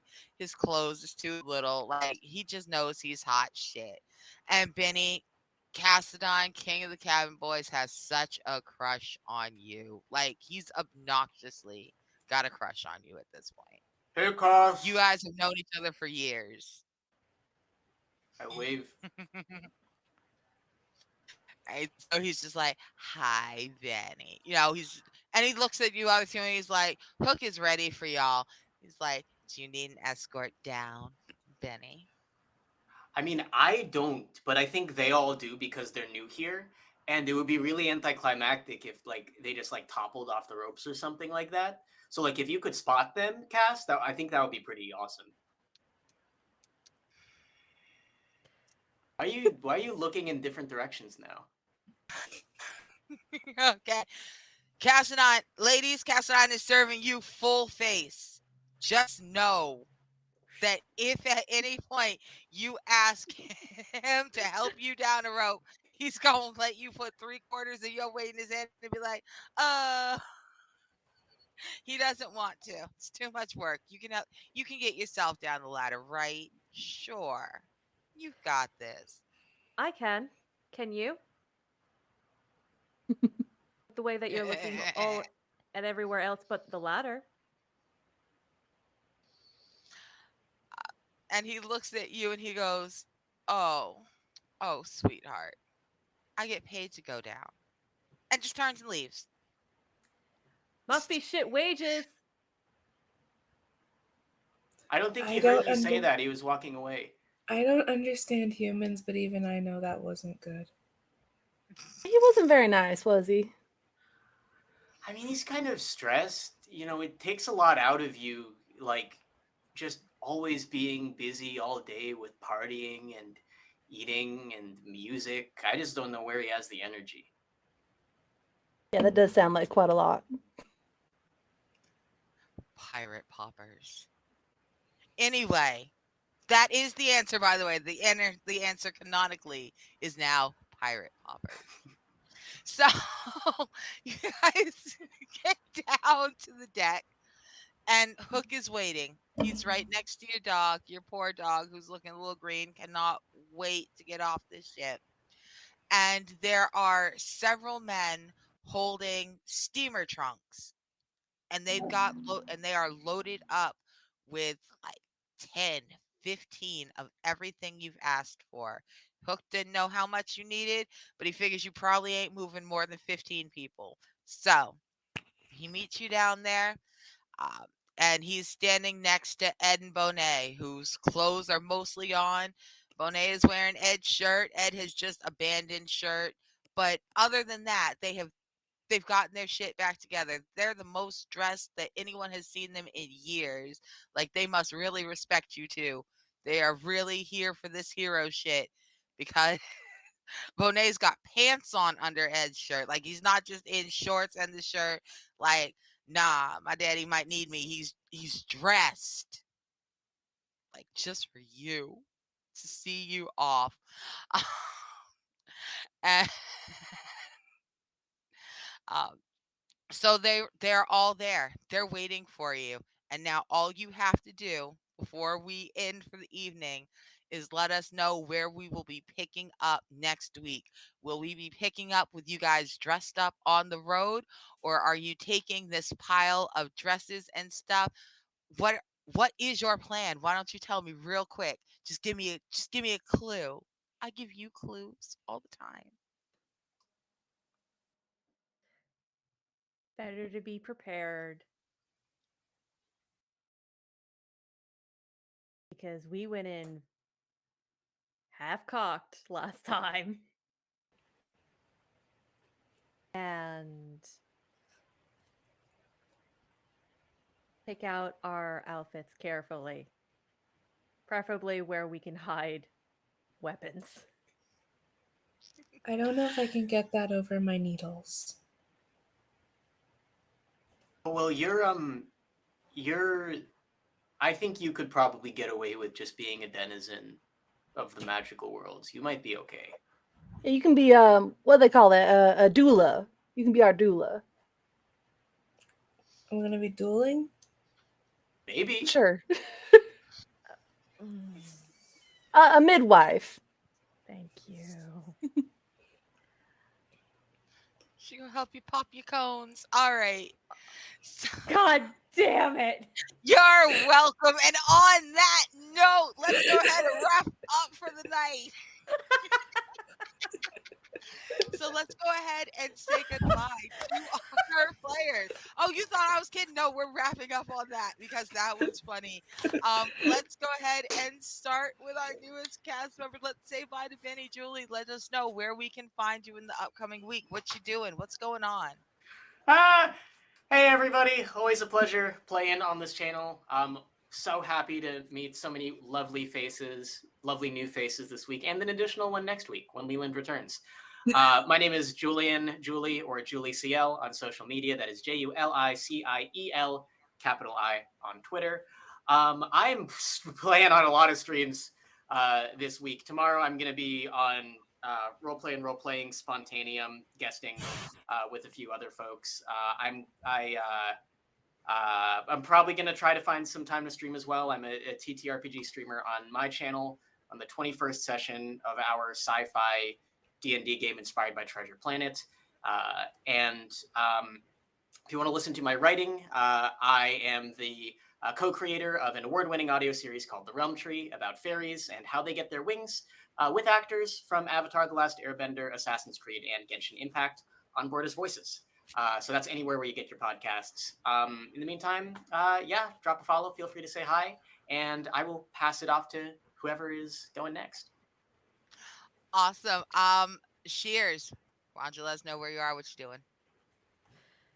Now that I've recovered from the psychic damage, hi, my name is Bloodthread Shears, Shears for short. You can find me on Twitch as Bloodthread Shears, on Twitter and Hive as PinupAC87 because neither of them will give me the Bloodthread Shears handle. I'm currently working on the second half of the Sophie Dress project, which you can see currently on the mannequin. I'm working on my very first YouTube video and also changing things up on stream because I just got a day job. So things are going to be changing a lot. You can find, if you want to see more of me for TTRPG, I was on Waterdeep Anatomy, and I am hoping to do more TTRPG stuff and maybe some more creative stuff. And I'm also a professional photographer. So if you're in the tri-state area of New York, New Jersey, and Connecticut, and certain areas of Pennsylvania, and you're looking for a photographer for portraits, boudoir, casual boudoir, events at a certain amount of people, wear a goddamn mask, I'm available for booking. I do very good work. You can go to my website, www.differentdrumphotography.com. Linktree should be in the chat right now. And thank you for all so much for putting up with my dog. She was very loud. She was perfect and I loved her. All right, and Knox, where are you going to be for the next week? Hey everyone, I'm Nox. You can follow me on Twitter at Noxternal7 for all your viewing pleasure. I have some projects coming up that may pull from different sources. I think it's all going to be okay. And yeah, no, I was just trying to see how many tree names I can catch. Acacia didn't know. That was what I was trying to do. But 20! We hit 20! Woo! Round number. Woo! No one else make any more tree jokes. We have to not if 20. You want me on any if you want me to be on your streams, just ask me if you want me on. Okay, that's it. We're done. Follow me on Twitter. I'm not doing anything this week. And Rosie, why don't you go ahead and take us out? Why, Knox? I'm Rosie, SweetRosieBee, just about everywhere on the internet. I'm a TTRPG charity and variety streamer, getting back into my regular stream schedule for the time being. This is a quiet week. It picks up real quick in our first quarter of 2023. I am cast member here. I was a cast member on Briar and Bramble, and I produced my own AP last year called Autumn and Oakbend. That is on my YouTube channel. I am very proud of it. It was very wholesome and sweet. I also make dice bags. So if anyone's ever in the market for that, that is on my Ko-fi. It's in the link tree. Other than that, always happy to be Melody here, and cannot wait till next week where we encounter child-shaped things. All right. And everyone, I have been your storyteller, Arnica. Thank you so much for stopping by. It was great to see all of you come back, rejoin our story. Thank you for being part of the first day of returning to 2023 for Girls Run These Worlds. Glad to have all of you here.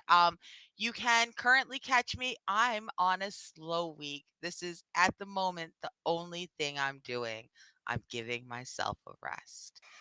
But in February, I will be picking up and you will be able to stop by and look at my new website. I will have a website, not just any website, rosenglovegaming.com, where you will be able to see some of the stuff I'm working on that I'm hoping to, pass around, share with people, shop out, do here first, and then do everywhere else later. So until then, let's go ahead and just do this. Let's focus on this. And let's not focus on this because I'm done. You can find me on Twitter and Twitch at ArnicaXRoss, but I'm so tired. I'm just going to go take a nap. So why don't we raid somebody so I can go eat something? Who do we want to raid? I don't know. Sarah. First stream of the Oh my year. God, Sarah. Ooh. First Come stream of the on. year. This is great. Amber! Yeah, we're Awesome. gonna read Woo! Space Amber. This is excellent. You guys don't understand if you're new to this. This happens every week. I never know who I'm going to read. It's an exciting. It's all like you would think that it's funny. It's genuinely funny and it's very exciting because I'll at 10:27 I'll be like, who are we rating? And whoever's producing me will go, what a great question. And I never know. It's always so exciting. Yay, we're It's gonna like go a see Amber. gachapon, but for raids. Yes. All right, let's do It's that. okay. It spruces Thank you things so up. much, everyone. Y'all have a great evening. Bye. Bye.